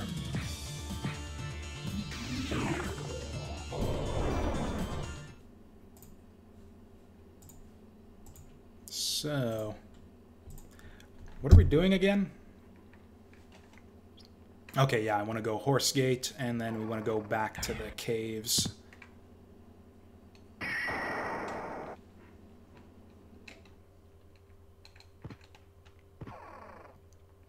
Actually, have I unlocked all the teleporters in the second castle yet, other than Snake?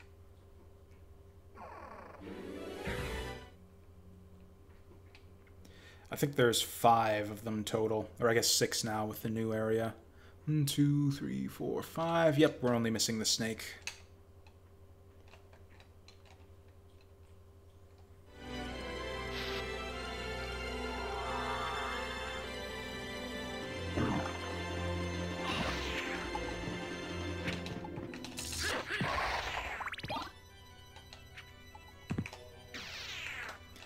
Fastest way back there is actually probably up here.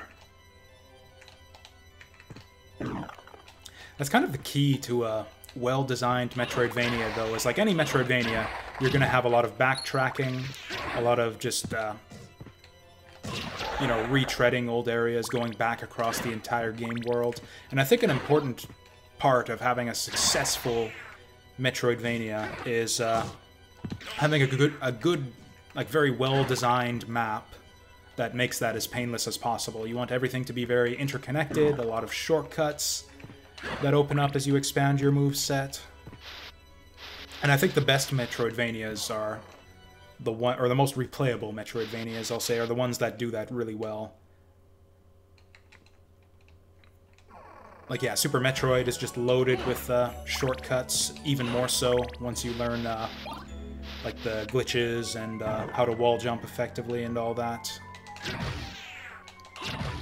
And I guess the other half of that is how easy is it to traverse the game world once you've unlocked your full moveset. Super Metroid, you can basically fly as soon as you get your space jump.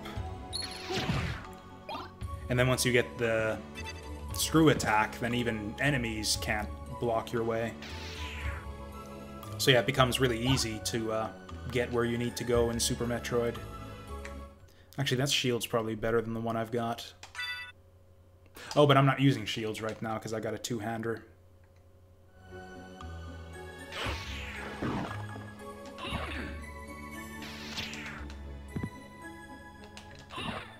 What?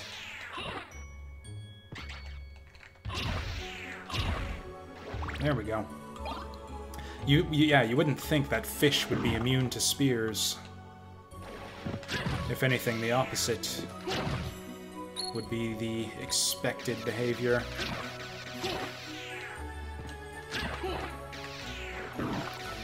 Yeah, this thing has a lot of damage, but it doesn't swing very fast. I think I actually have better DPS with the dagger. But then again, you've got this move.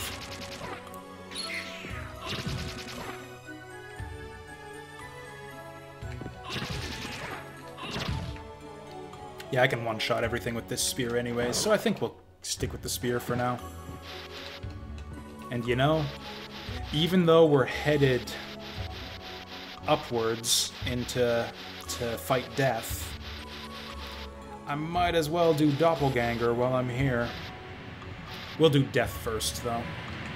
And then who else is left? We've done Bat, Mummy, Medusa, Creature, Death. I think this is the last one.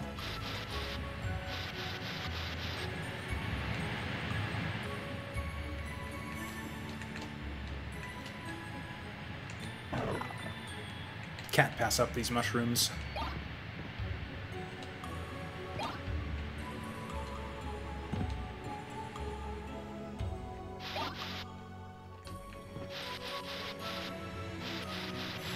Oh, you know what I should do, now that I kind of know what I'm doing? I think I want to remap my controls, because the problem with the item button here is that it's on L, and I have a tendency to hit L by accident a lot of the time. Yeah, very light touch on the trigger here, like barely touching the thing, and L will fire. So I think what I want to do, so I'll go into the options here.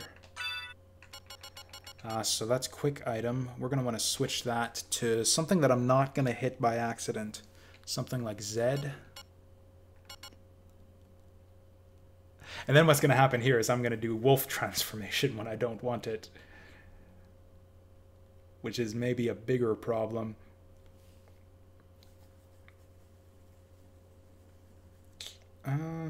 Bat form, on the other hand, we do all the time. I actually don't mind an easily accessible bat. This is going to confuse me for a little while, but I think it'll be better in the long run.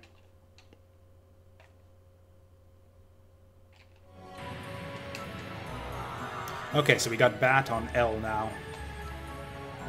Got mist on Y still, which is good because you don't want to accidentally hit that one. It's very expensive. Okay, that is all very good. What the hell is that? Or is that just an underwater pentagram that looks all fucked up because everything underwater looks fucked up in this version? That actually does some damage. You can actually get it to... Ooh, I think that's a strong weapon. That's the Yasutsuna, if I remember right. One of the strongest two-handed swords, at least in terms of damage. It actually looks different than I remembered.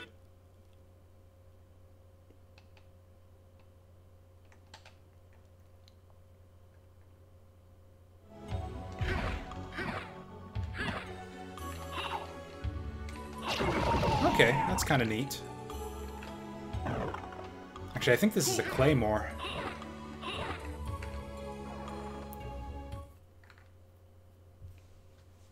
Yeah, I think Claymore was the glowing blue sword with the thrusting attack.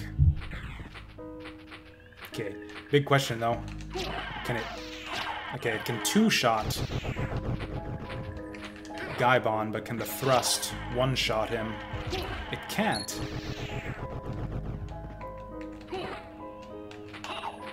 I would have expected with that animation that it would do multiple hits, but it doesn't. Oh, but that crit, though.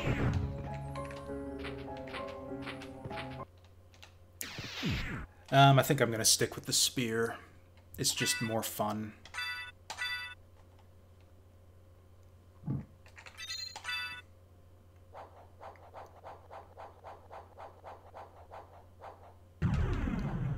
I don't think I'm gonna do Galamoth. I am not...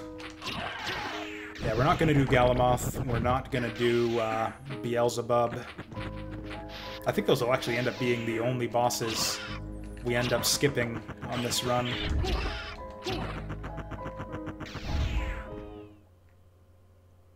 Although now that I think of it, there's really no point in going back to do Doppelganger either. Because if I keep going in this direction, we'll hit the Snake Gate, which is kind of where we want to go. Oh, Death's name is in English. That's pretty cool.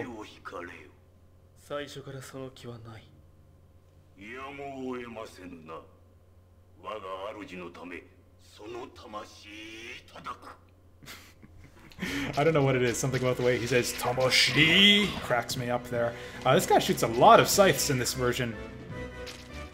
I swear to God he didn't fire off this many scythes on the PlayStation version. Okay, looks like I can't multi-spear in the air.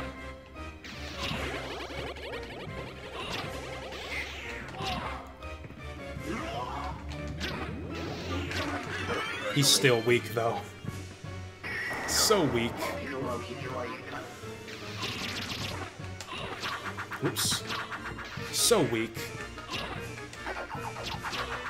Damn it, I'm trying to do my... See, this is what happens. I'm trying to do a fireball input, and it's not working. Seriously? I am like 2 for 5 on fireball. Oh, there we go. Finally got it to come out. That's, yeah, this is all this guy does. There we go.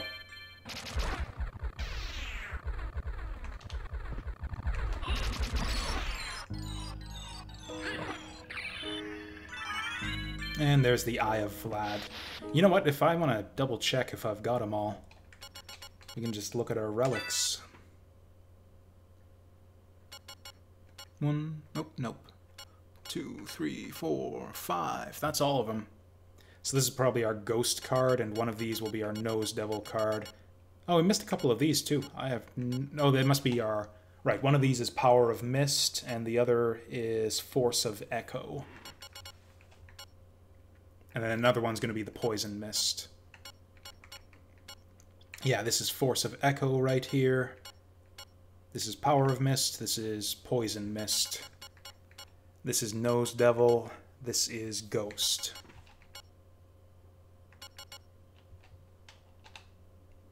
I think I can live without all of those accessories I listed, so yeah. Seems to be a consistent 6-hour run for me with Symphony of the Night still. Because our Maria run took about 6 hours also. I'm pretty sure I've tried kind of speedrunning this game before, where I just beeline from one objective to the next, and I think it took about 4 hours.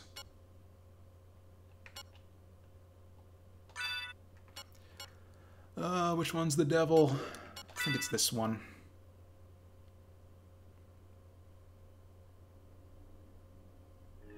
Keeping me in suspense here. That wasn't the devil.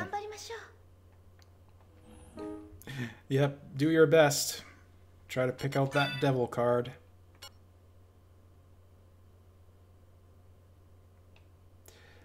Something, no, something? Sure. I think this is Bat.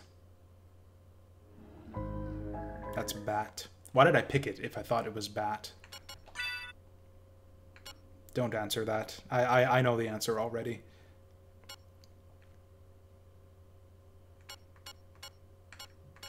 Did we just do this one? Let's try this one. Again, that suspenseful pause. There we go.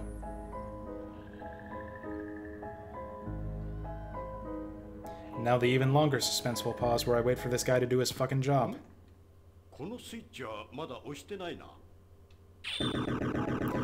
Yep, why don't we press it and see? This guy sounds so much cooler in Japanese. His English voice is like, I don't know, something rude that I'm not gonna say. This guy, though, is very elegant. I like the sound of him.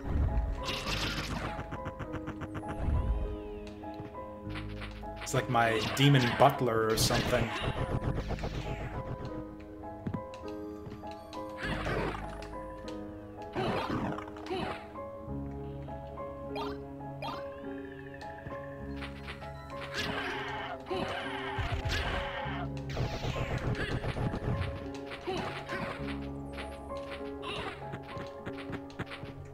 Man, I need to get something with 200 damage if I want to one-shot these guys. Oh wow, those axes don't do a lot of damage. That's right, it's because the sub-weapons scale with int rather than with your attack strength. Oh yeah, that's a little trick you can do, I guess, with attacks, is you do a short little hop, and then when you land you can cancel your animation to do another one. That's actually a good way to get some burst damage, take out those enemies that you can two-shot but not one-shot. Yeah, I think we're gonna skip Doppelganger. There's just no good reason to go back for him.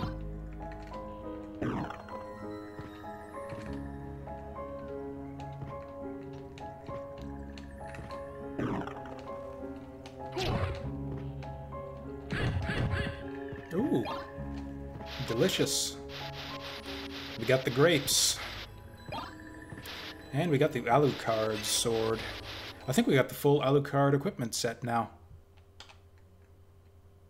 Which we can't actually equip because we are using a two-hander. Or actually, this spear is called the Alucard spear, so yeah. We've got a full Alucard equipment set, minus the shield.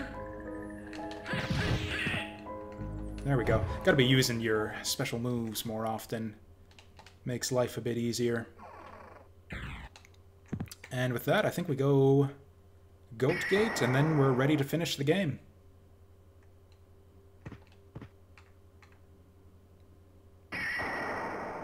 Is there anything else that we really want to check out here?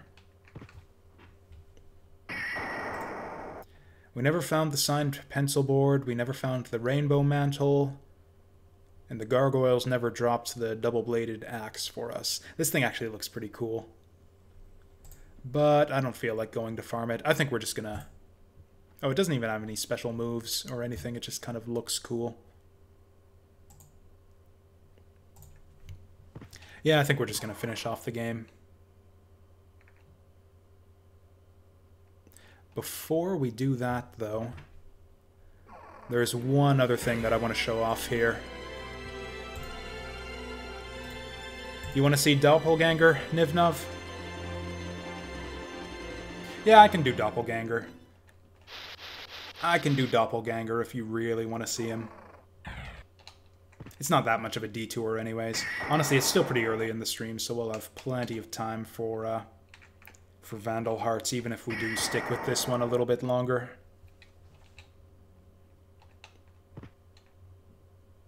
Right, we want Snake Gate now. Actually, I think Horse Gate might be a little bit faster. Whatever, we're here now, so we'll just go through with it.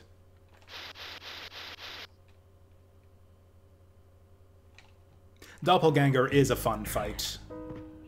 In general, I think that the kind of human-sized enemies in this game are the most fun boss fights in general. Richter's really fun, Maria was really fun, Grant Trevor Sypha is maybe the best boss in the game.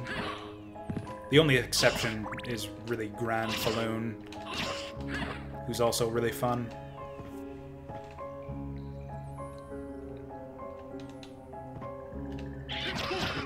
There we go, that's the way you do it. 1-2 punch.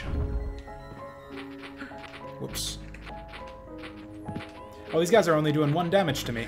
I didn't realize I had that much defense. Actually, I think that maybe holds true for the whole series, because I've really enjoyed the human-sized bosses in the later games, too. Yeah, fighting Julius was really fun.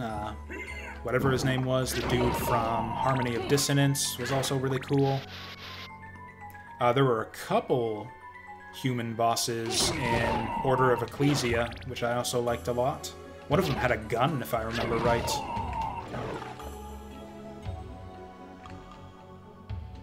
There we go, I knew this was up here.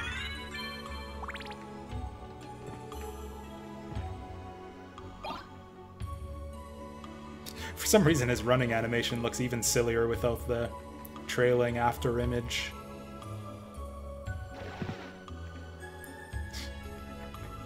Gotta go fast. Oh, this is not great for dealing with her. Oh, and I don't have a shield anymore either.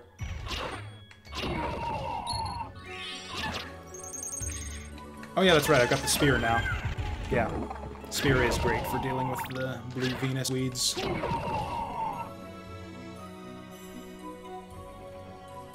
Incidentally, I guess I could just bat dash through all of these areas. I don't know. It's sort of like my philosophy with fast travel. Like, if the slow travel is fun enough, then I'll just slow travel my way everywhere through a, like, RPG or something. And it's the same with this game. If the area is fun to go through, then I don't need a bat dash. Although, yeah, speaking of bats, which is another familiar in the game. So speaking of familiars, I want to get my sword back.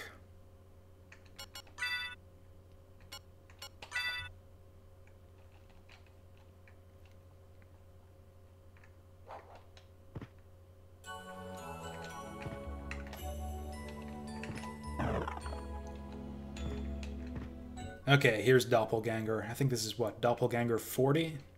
So you got Doppelganger, I think it's Doppelganger 10 and Doppelganger 40, which is actually the level, I think it's meant to be the level equivalent that he's at. So we actually outlevel this guy by 4. So this should be easy. Whoop. Oh, he outsmarted me.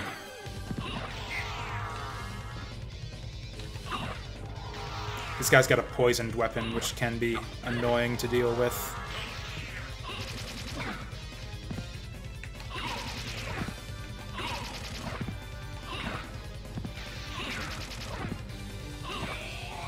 Okay, that was Doppelganger 40. GG. He's actually got some cool attacks that I didn't get a chance to show off. His sub-weapon of choice this time. So he's got daggers the first time you fight him, but in this fight he's got the bouncy gem, which is kind of tricky to deal with sometimes. It's got a red trail on it too, as opposed to the blue trail of yours. Yeah, I think he's got bouncy gem, and his weapon is, I forget what it's called, but yeah, the poison sword. If you're weak enough to the point where that boss, where the fight can actually be challenging, that's when Doppelganger gets kind of fun.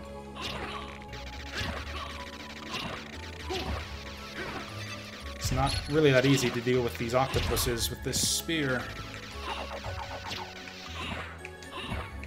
Also, I'm fucking up my Dragon Punch inputs.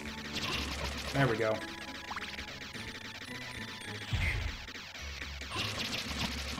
Okay, one of those is good enough to kill these guys. Octopus Room is fun to deal with, just because there's so many octopuses to cut through, and so many ways to cut through them. There it happened. I knew it would happen. Accidental bat form.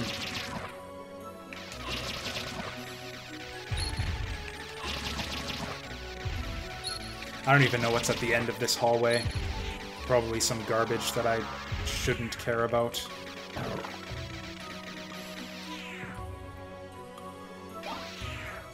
It's a weird-looking sword.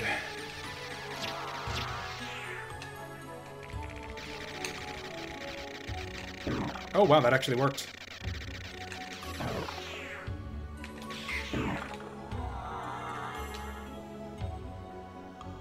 See, you can do all sorts of fancy movement combos once you get a handle on the controls and the timing. You can bat dash into a super jump, into another bat dash.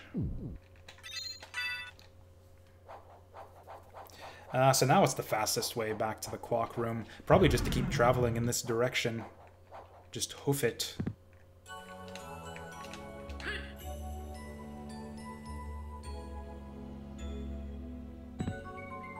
What's over in this direction?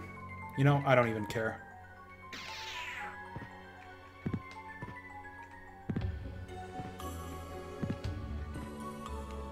I think it would be nice if there were a succubus refight in the second castle, though, where they actually kind of...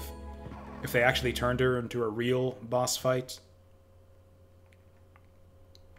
Instead of just kind of like a useless flying thing that goes down in 3 hits. Yeah, that's probably the biggest problem with this game, is they seem to have difficulty balancing a lot of the boss encounters, just because the game's so non-linear, and you increase in power so sharply as you level up. It's kind of tough to get the bosses to an appropriate level. I actually think the later Castlevania games, the portable ones, did a better job of that, but they mostly did it by becoming a lot more linear, which they accomplished by having much less interesting movesets that are much less versatile. So overall, I would say that Symphony of the Night is still the best of them. Am I even going in the right direction? Oh yeah, I can hear the clock from here.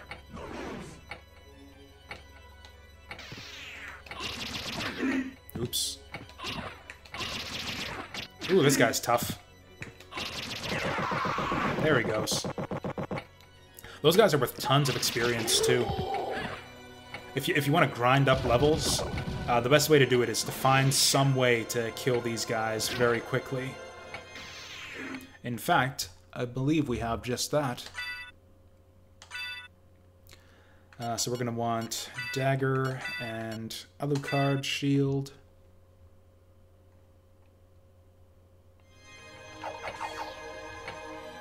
And we're waiting for a particular attack here. Not that one. This attack is completely different in this version of the game. Not that one. Not that one. What if I stand in front of him? Nope, not that one. And then if you try to stab him, he does that. These guys are actually annoying to deal with. Sometimes he just doesn't want to behave. Do the thing! Do the thing, you motherfucker! There he goes. If you can bait him into doing that, you can take him out all in one go. And sure enough, there's our level up. How much XP is that guy worth anyways? So it's 8,000 to next level right now. 8,100.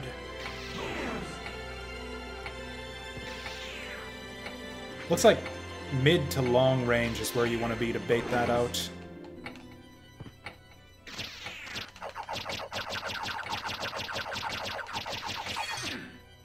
It's pretty close to dead now, probably.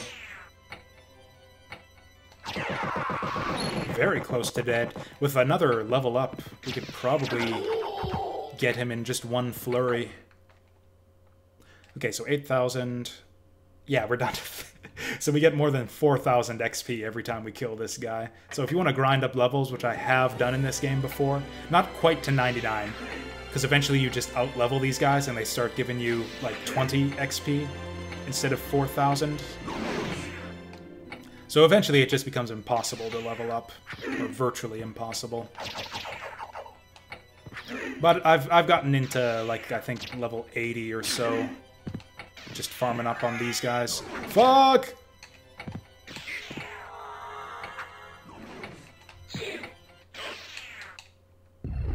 Oh hey, it actually canceled out of it for me. We're doing this thing now. This is actually good. This opens up a save point for us.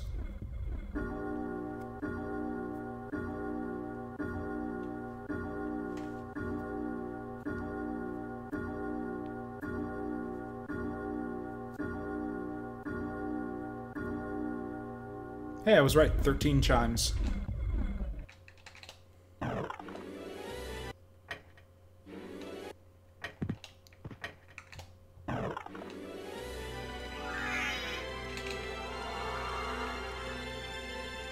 So if you do ever level up Alucard into the low 80s in this game, you end up with something ridiculous, like, for some reason, your HP gains seem to scale up the more that you gain in levels.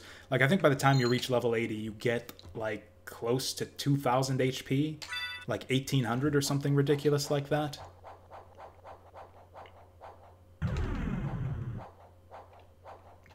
Okay, now that we've kind of experimented to check out how much XP these guys are worth, I want to see how much HP I get with a level up. So we go from 588...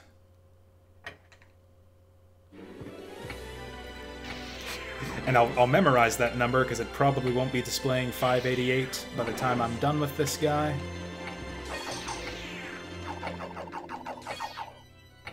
What a coward! Not even stabbing anywhere near him, and he still brings up the shield. Oh, hey, we got a God's Garb. It's one of the better armors in the game. So we went up from 588 to, yeah, 608. So we're only getting 20 HP per level here. And yeah, you're not going to break 1,000, obviously. But I think once you get, I want to say up into like the mid-60s, then you start getting like 50 or 100 HP per level, and it gets kind of ridiculous. Before we fight Dracula, there's one other thing I want to show off that you might not have seen if you've only ever played the North American PS1 version of this game. But to properly show it off, we're going to need to take a coffee break. Which is fine, because I'm actually out of coffee right now. So we're going to enable our green fairy. Any minute now, green fairy. I don't know what it is. I always get paranoid that the game's going to crash or something. Yay! Anyways, and yeah, we're just going to sit here while I go grab some more coffee. Back in a minute. Or 2 or 3.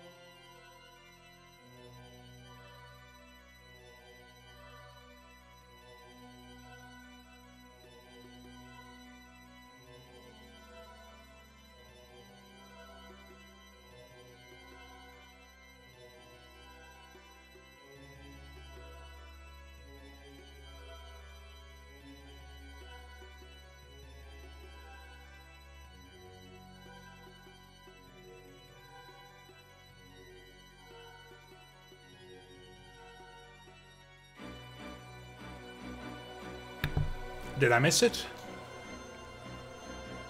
I don't think she's started yet. I'm not doing all bosses on this run. Actually, I don't feel like dealing with Galamoth and Beelzebub. Galamoth's just a pain in the ass to fight for no reward, and Beelzebub is a pain in the ass to get to for no reward, so... That's my coffee in the background there, by the way. Do I have this wrong? Was it the green fairy or the blue fairy that we want here? Or do we have to be sitting down to get this to work?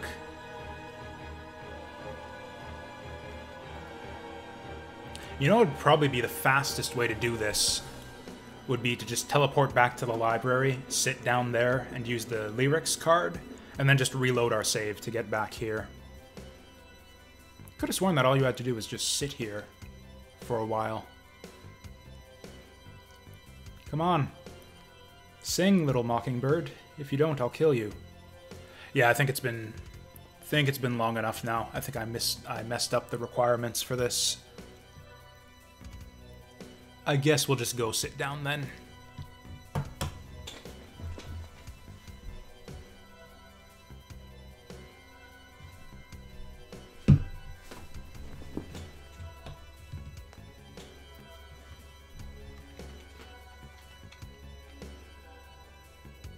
On the plus side, this is pretty cute. What happens when you disturb her rest there?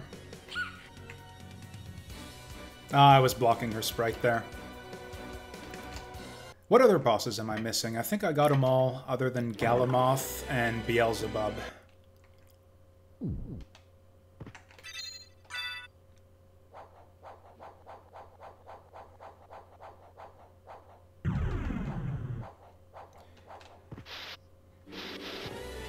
Yeah, I'm pretty sure I got them all in the first castle. And weirdly enough, there's no...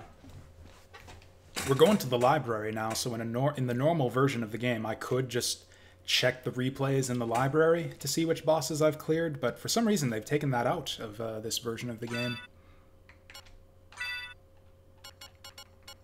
Where is my library card? Is that a library card or a meal ticket? Looks like a library card, so we'll try that out. That's bat form because I changed the button config.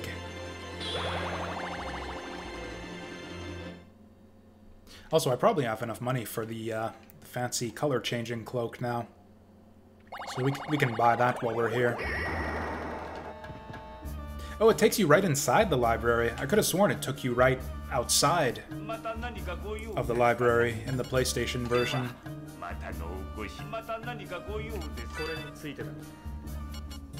Yeah, we got the monster book.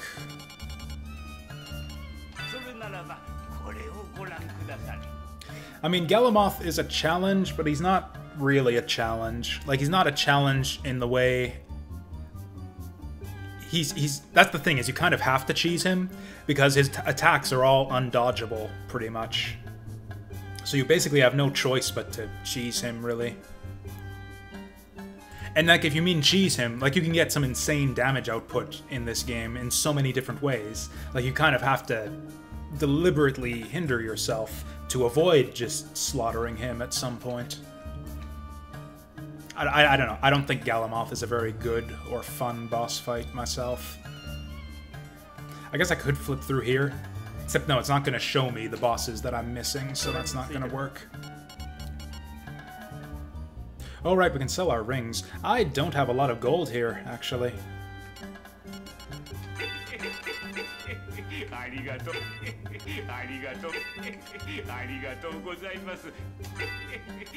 I'm gonna keep my diamond ring, just in case I feel like doing the ring duplication trick, which may or may not work in this version of the game. So yeah, we'll keep the diamond ring. Now, which one is my cloak?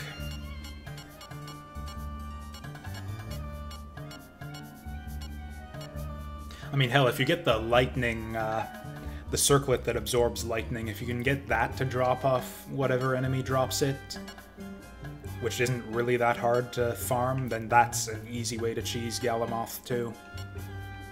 I think this is the one we want. I've actually got some money left over here. What else do we want? This looks new. Is this new? I don't recognize the sprite of the armor there, but it could just be that it looks different than I'm used to on Saturn.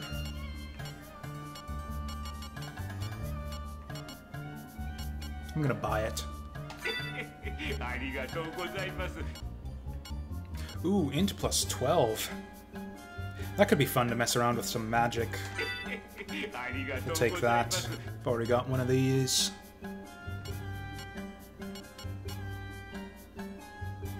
Don't really care about all this shit. We got all the weaponry we need, really. Yeah, we're good to go. This is the Sega Saturn version of the game. I mean, in terms of what I'm actually playing on, this is a PC. I'm playing via emulation on RetroArch. If I can actually get that, yeah, RetroArch right here. But yeah, this is the Sega Saturn version of the game, being played with a imitation Sega Saturn controller, which is very authentic. This is actually a new release. They only came out with these controllers, the Retrobit Saturn imitation pad, like, I want to say back in April, so like a month ago. And actually, now that I've bought those items, I actually can't reload my save if I want to keep those items. Oh, also, yes, this is the version with Maria, or one of the versions with Maria. Yeah, I played her a couple days ago, actually. I showed off Saturn Maria and all the stuff she can do. It was really fun. I actually really enjoy Saturn Maria. Probably a little bit more than I like, yeah,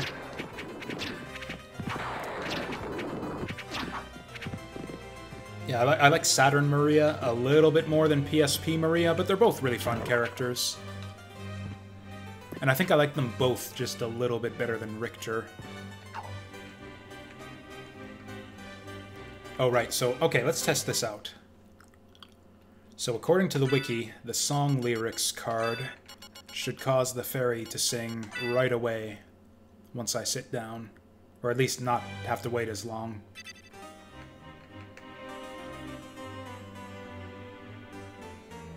Or maybe she has to sit down first, which takes a minute.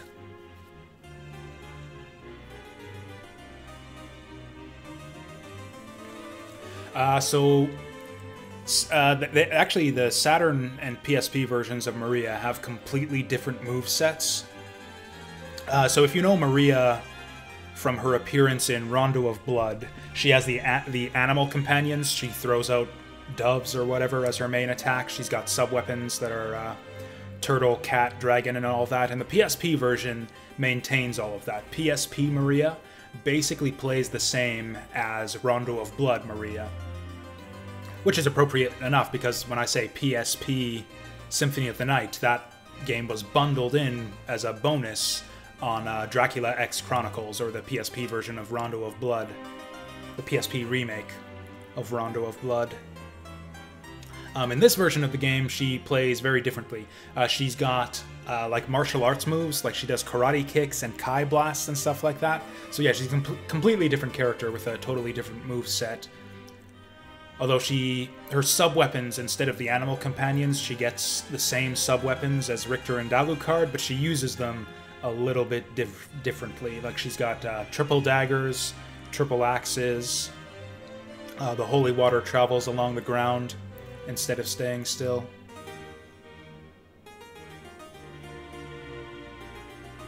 Fuck it, we're gonna sit here until she sings. Do I have the wrong fairy? I'm gonna check the wiki on this. I thought it was the green fairy who sings, but maybe it was the blue one.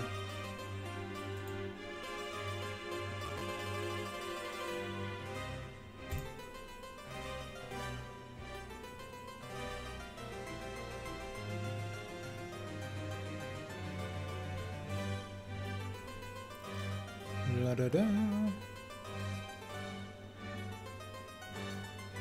I have no idea. This wiki is useless. Big block of text to tell me what a fairy is.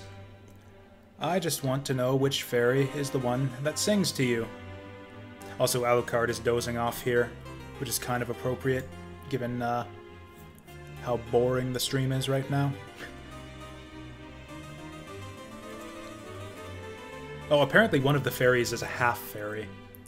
So yeah, you've got the essence of fairy and the essence of half fairy are your two fairy familiars in this game. So that's a nice bit of trivia.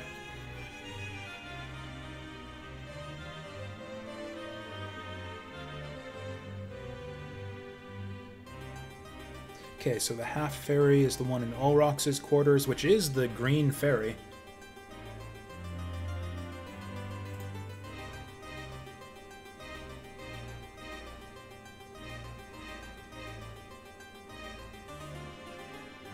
Well, according to the wiki, this should work eventually.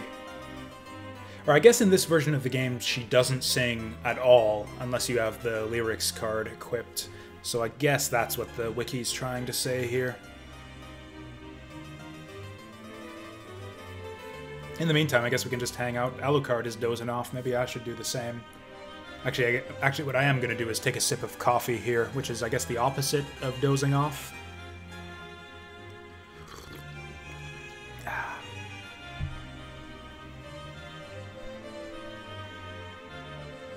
It's the blue fairy, isn't it? Or, you know, let's just look it up on YouTube.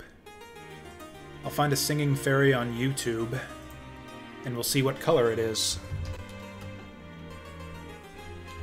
This is such a cool extra feature, but I always forget how it works.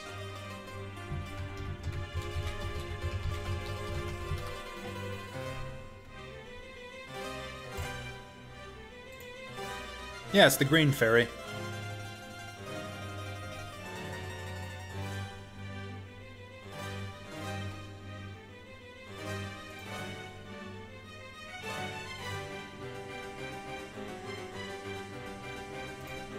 Oh, hey, YouTube to the rescue.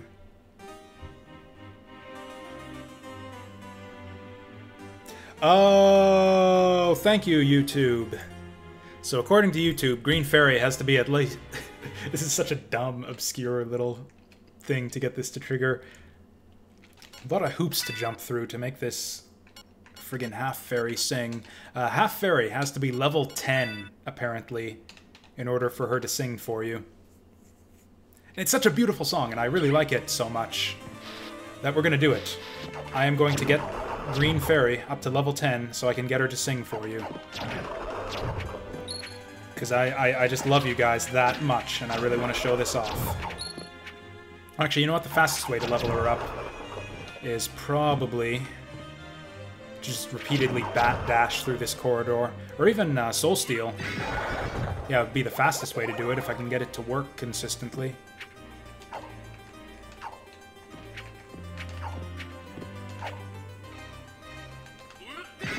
Hey, I'm actually getting better at this. Why did the music die?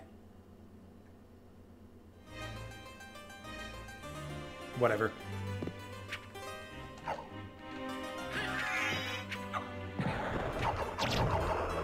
Actually, if I could just dagger these guys to death, that might work too. How many can I kill with one blow?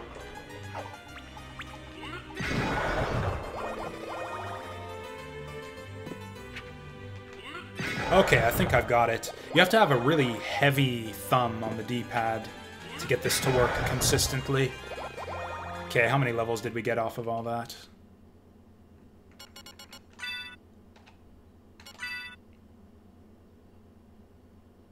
Oh, Green Fairy's got a long way to go. Oof, that's sad.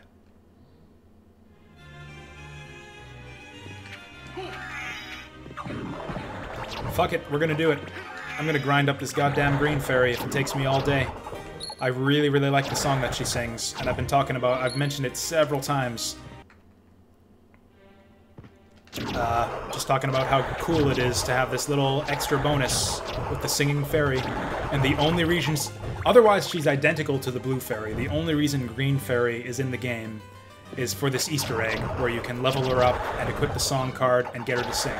That is the only reason why there are two otherwise identical fairies in the game, is as this dumb Easter egg.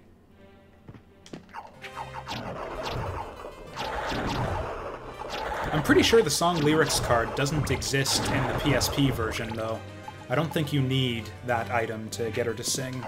They made it a little bit easier. I don't think you needed to level her up in the PSP version either.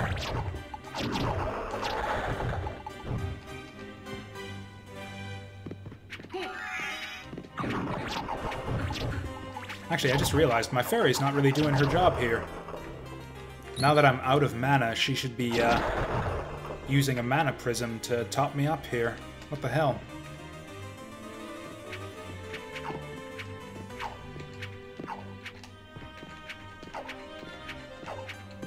Do I still not have the mana for this, or am I just fucking up the input? There we go.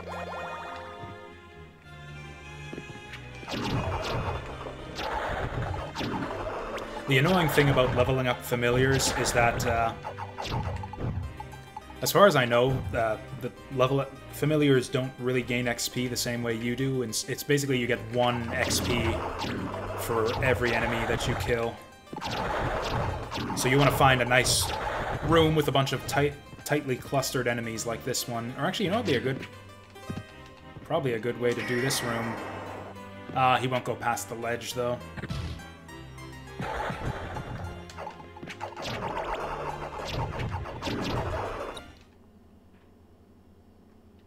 How close are we? Oh, this actually isn't too painful.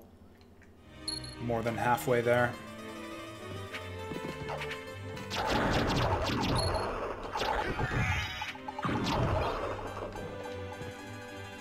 Actually, I bet you Bat Dash would be even faster here.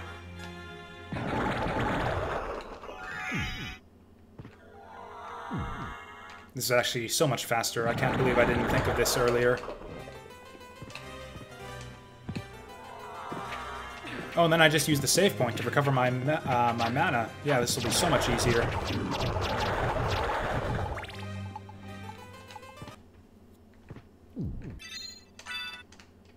Oh, I didn't actually mean to save there. I meant to cancel out.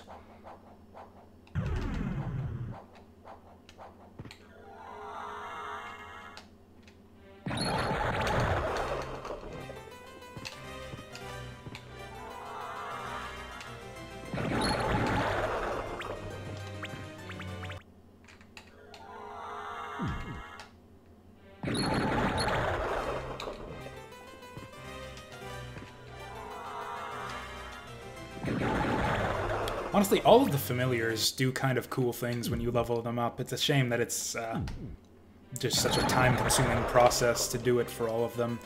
Sword familiar kind of transforms a little bit. He gains kind of a blade guard on the side of his hilt. He gains a couple extra special moves. Bat familiar, if you're in bat form, the bat familiar kind of follows you along and shoots with you, sort of like the Gradius option. And the more you level him up, the more bats you get following you when you do that. I don't know what Ghost form does. Maybe nothing. Ghost familiar sucks anyways. Oh, so close.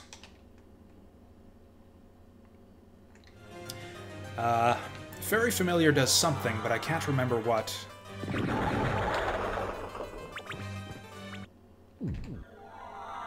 And then I don't think I've ever bothered to level up the Devil familiar. I think just his spear gets like extra attacks, like he becomes more aggressive and he gains a slightly different spear attack where he multi-hits the enemies. You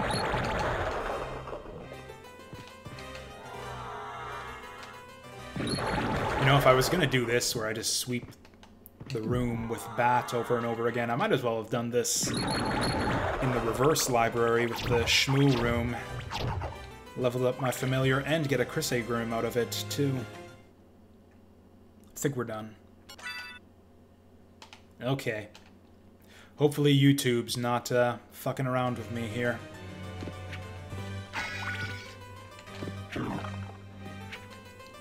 That's kind of hilarious that I had to go to a YouTube comment to fully explain how to get the fairy to sing, when the fan wiki didn't actually have this information.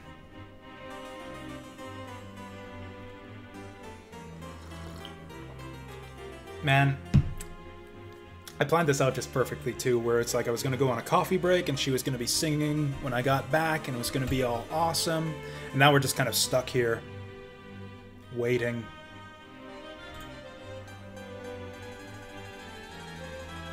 If it doesn't work this time, we might just give up on it.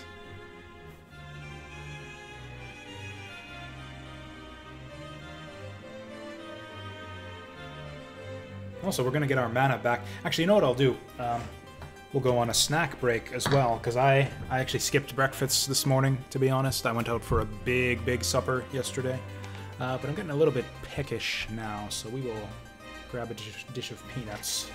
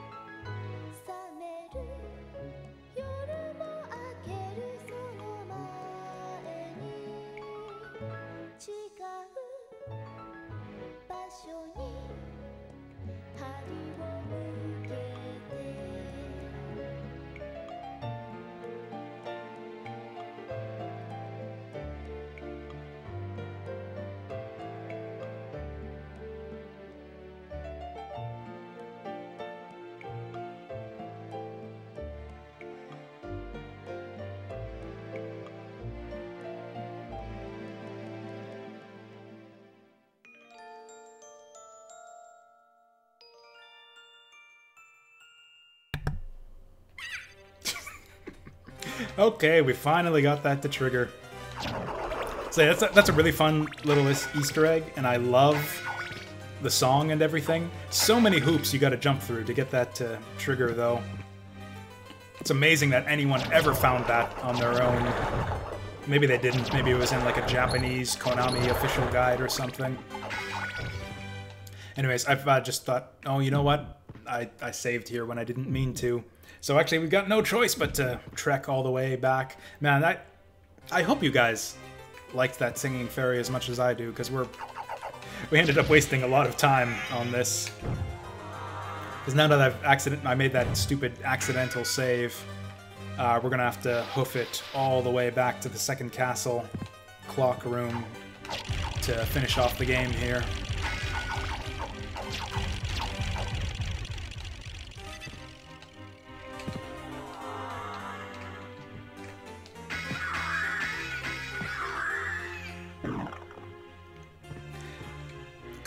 The Konami,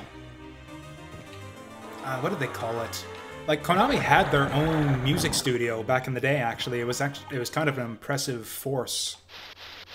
I mean, Akira Yamaoka was obviously the big name in Konami music production back in those days. They also had, I forget his name, but the guy who did most of the DDR music, Naoki Maeda, I think his name was. And then a bunch of other talent. There was a lot of, like, really big-name talent, or at least in terms of the video game music scene. Yeah, big names at Konami in these days. They had their own, yeah, music studio and everything. What was it called? It was like Konami Sound something or other. And yeah, sure enough, I think, looking back on it, I think all of the best game soundtracks were on Square and Konami games back in those days. Those were kind of the two big companies that really went the extra mile for quality music. Konami in particular, if you look into them, they have a bunch of like vocal albums and whatnot for a bunch of their games that they were producing back in those days. Parodius actually has one too. Yeah, there's a bunch of unique vocal tracks that, and what do they call them? The audio dramas as well on the Parodius soundtrack, if you look into that.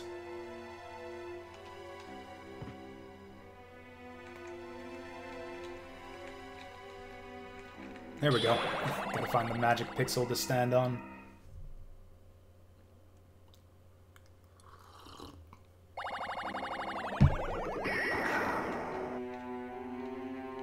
Is it just me, or is this different a little bit? I'm pretty sure this was centered around the teleporter, like it was in the center of the screen and there was empty space off to the right on the PlayStation version.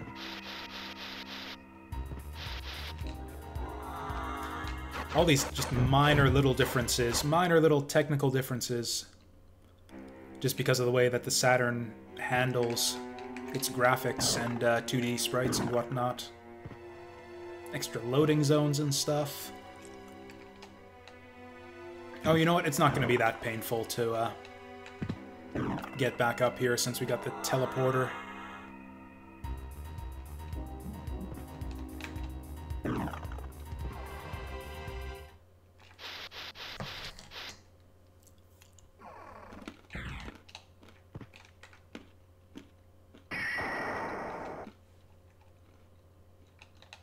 Oh, conveniently enough. Don't have to cycle through all of them.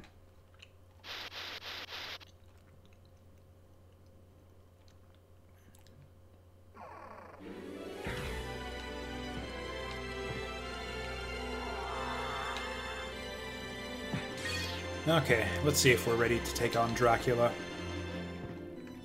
Spoiler alert, I'm pretty confident that we're more than ready to take on Dracula.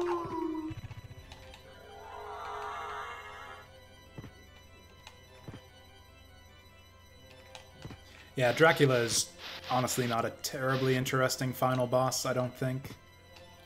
His attacks are all really slow and easy to dodge, other than one at the end of the cycle, which you kind of have to cheese your way through. Although I don't have Power of Mist this time around, so that might be tricky. Getting past his triangle attack. We'll see. Even if I can't dodge it, I'm pretty confident we can win this, even if we do take a guaranteed hit on each cycle.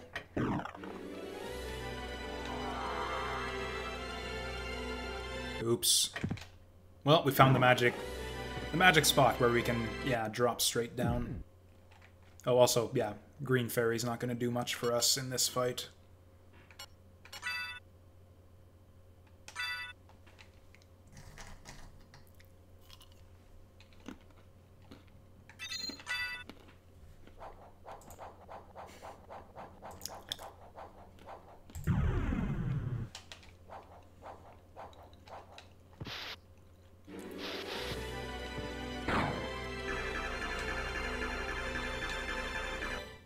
Actually, a bunch of the final boss, or there's a couple points in the final boss here, both phases where I kind of have never found a better way to dodge him than to just cheese your way through in mist form. Shaft has got an attack at the end of his cycle where I have no idea how you're supposed to dodge it other than just mist form.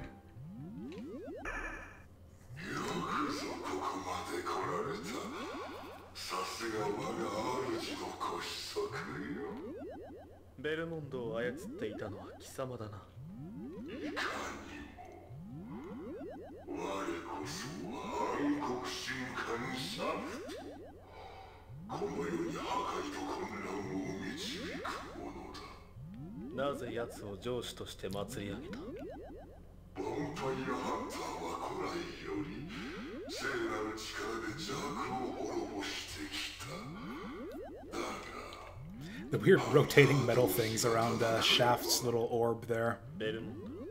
Again, those just the way that Konami felt the need to add these bits of visual flair for no reason. Those rotating metal things have no hitbox. They are entirely there for decoration. They could have just made it Shaft in his glowing sphere and been done with it, but they thought, that's not enough. We need something else going on with this fight, visually.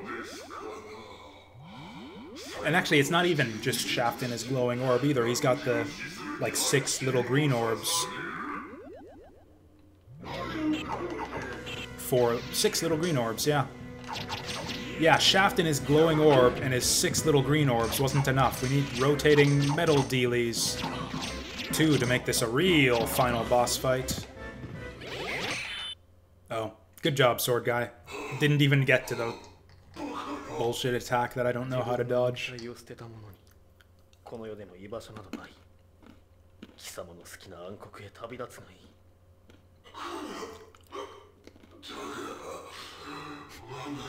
The way he's flashing red here looks weird.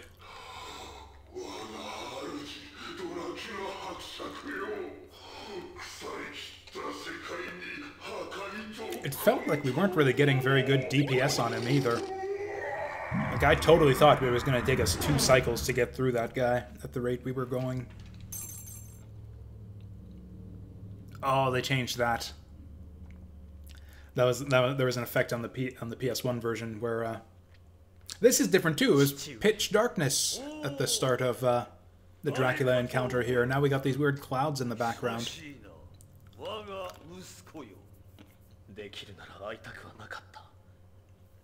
But yeah, instead of just a fade to black, it was like a black, like inky black darkness spreading out from the eye in the PS1 version. You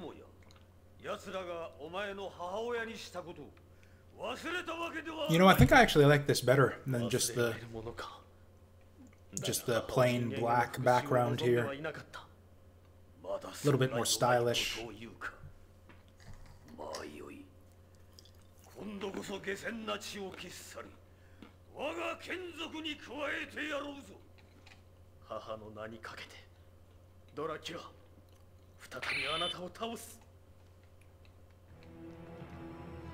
Oh, it's because that's the background for the fight, because they couldn't do the full 3D effects that were in the original PS1 version.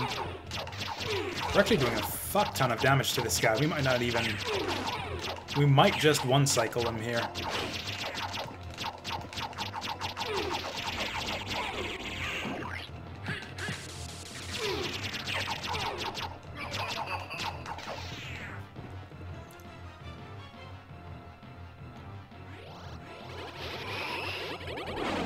This looks so much worse than the PS1 version. Yeah, this shit right here I have no idea how to deal with. And then he does this other shit that I have no idea how to deal with. I mean, you do that, is how you deal with it, but... Like, if you were just decided not to use transformations or whatever, I have no idea how you'd get through that. And that's his attack cycle, and that's the end of the game. Hey, Mazewell. Yep, you're just in time for the Vlad pushover fight.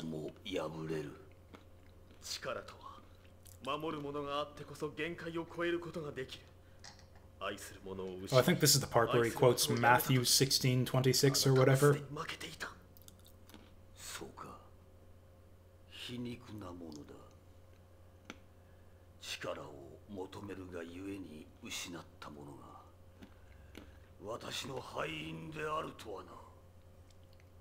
Okay, I was listening for a Matthew there, and it doesn't sound like he quotes the Gospel of Matthew in the original Japanese version.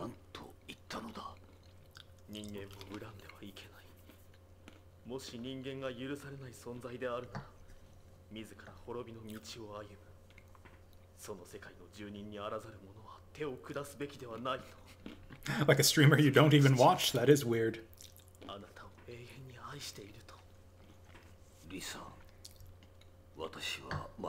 I guess that's one way to attract viewership to your channel, is just kind of bribe people. It's just like, hey there, viewers, if you could just go gift subs to random strangers to get them to you know, check out my channel just out of curiosity. That is a cool set of emotes, yeah.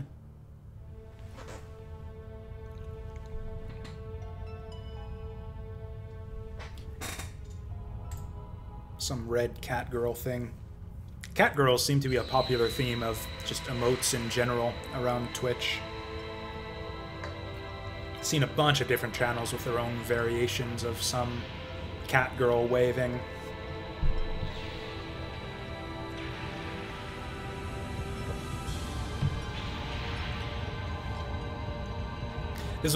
We saw this with Maria's ending. Oh, but it's not going to let me skip it. I'm pretty sure the PS1 version would let you skip the cutscenes, even your first time through the game. It wouldn't let you skip the dialogue scenes unless you had a cleared save file, but yeah, the CG cinematics you could totally skip if you wanted.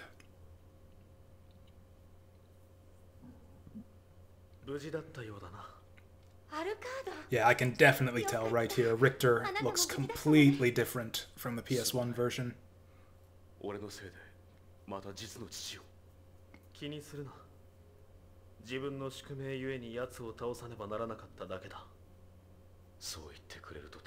I think the wavy sunlight reflection on the water there is new to the Saturn version. It's kind of distracting, and I don't remember it being like that in the PS1. Or maybe it was like a transparency on the PS1 and it was more subtle, so it wasn't quite as obtrusive.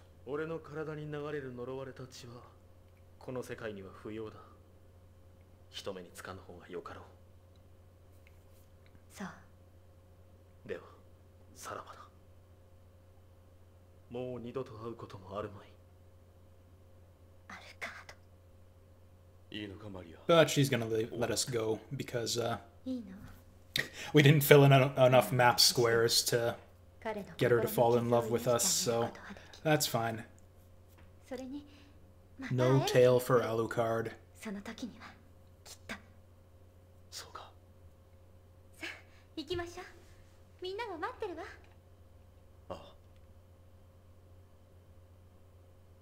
I don't know what it is. Maria sounds a lot more cutesy in the ending dialogue there than she does in the rest of the game. And we get to hear I Am the Wind again. I think I am gonna let this play out, just because I don't think you get your cleared save file unless you sit through this. However... Oh, did I not... That's pretty bad. Actually, here's what we'll do. We'll mute this.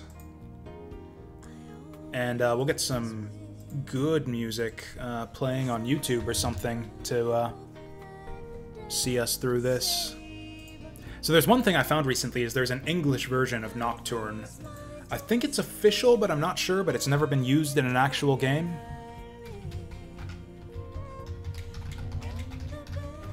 So yeah, we can just pretend that this was the actual ending music, like it probably should have been all along.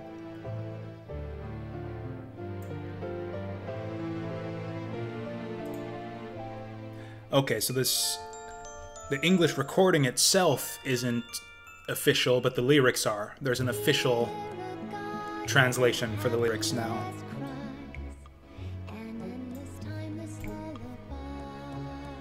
I will eventually play Baba Is You. I'm definitely interested. I'm just not really buying new games right now, unless I'm intending to play them immediately. This is actually really good for, like, a fan work, I think. The lyrics don't scan very well onto the melody, but that's kind of typical of Japanese songs translated into English.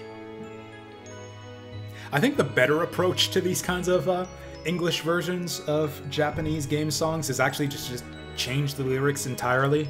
Don't even bother with a translation, just write a new song with the same melody. That's what they did for the English versions of like the Slayer's music. The Slayer's theme songs are all completely different different words in English. It's not just a translation, and I think that's the better way to do it. This just kind of sounds awkward.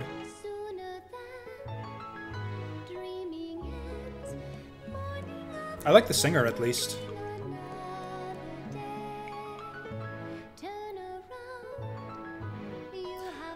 Oh, okay, these aren't the official lyrics. The description on YouTube says that there are official lyrics now, but they came after they recorded this.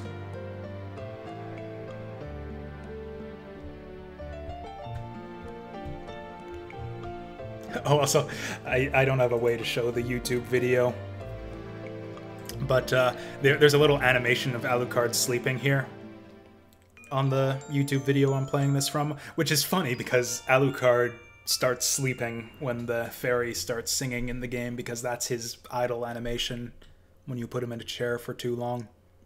So that's cute. Sadly, it's not long enough to cover the credits here. I should have gone double speed after all.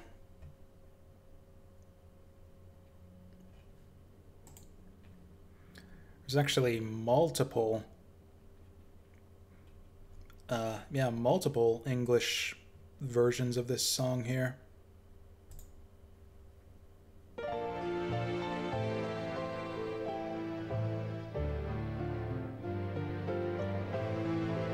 Is this the same one or a different one?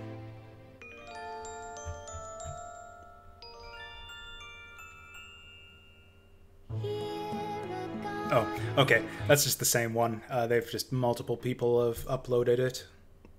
Anyways, so that is Symphony of the Night for the Sega Saturn. Oh, right, we're still double speed. There we go. And sure enough, yeah, that eyeball, I believe, indicates our clear file. It's a real shame that they haven't preserved the save icons from the PS1 version. Instead, we got these dumb Roman numerals. Yeah, I suppose I kind of agree with you, Mayswell. When it comes to music that's like relevant to a narrative or that is part of the story or something. Like, for example, there are songs in Lunar that are actually part of the game. Like, Luna sings a song in the middle. There's a musical number, basically, in the middle of the game when she's on the boat. It's actually part of the story. I wouldn't want them to change the lyrics for that. For something like that, I would want a direct translation. Or if there's something in the song that's reflective or relevant to the story. But for stuff where it's just like they stuck some random song in the game, like, yeah, here's this random song we wrote as the theme song for this anime or whatever. Like Slayers is a good example there. Nothing about the lyrics of the Slayers theme songs has anything to do with the actual anime. It's just random J-pop over this fantasy comedy series. And I'm assuming that like just reading the lyrics to Nocturne there, it seems like it has nothing to do with the game at all. So again, I kind of agree with you, Mayswell. That wasn't the paradigm back in the day, though. Actually, yeah, game companies and whatnot were very averse to keeping any kind of Japanese audio or dialogue or even lyrics in their games whatsoever. I kind of miss it. There is a certain charm to the fact that Japanese songs would get translated into English back in the day. I agree that in terms of just the quality of the games, though, it's better to leave them in their native language. But then again, if it's part of the game, though, it would make no sense to leave it in Japanese. It's like, here's this English language game with English voice acting, and suddenly Luna sings in Japanese for no reason. Although you said for random songs, then leave it untranslated, so yeah, that makes sense.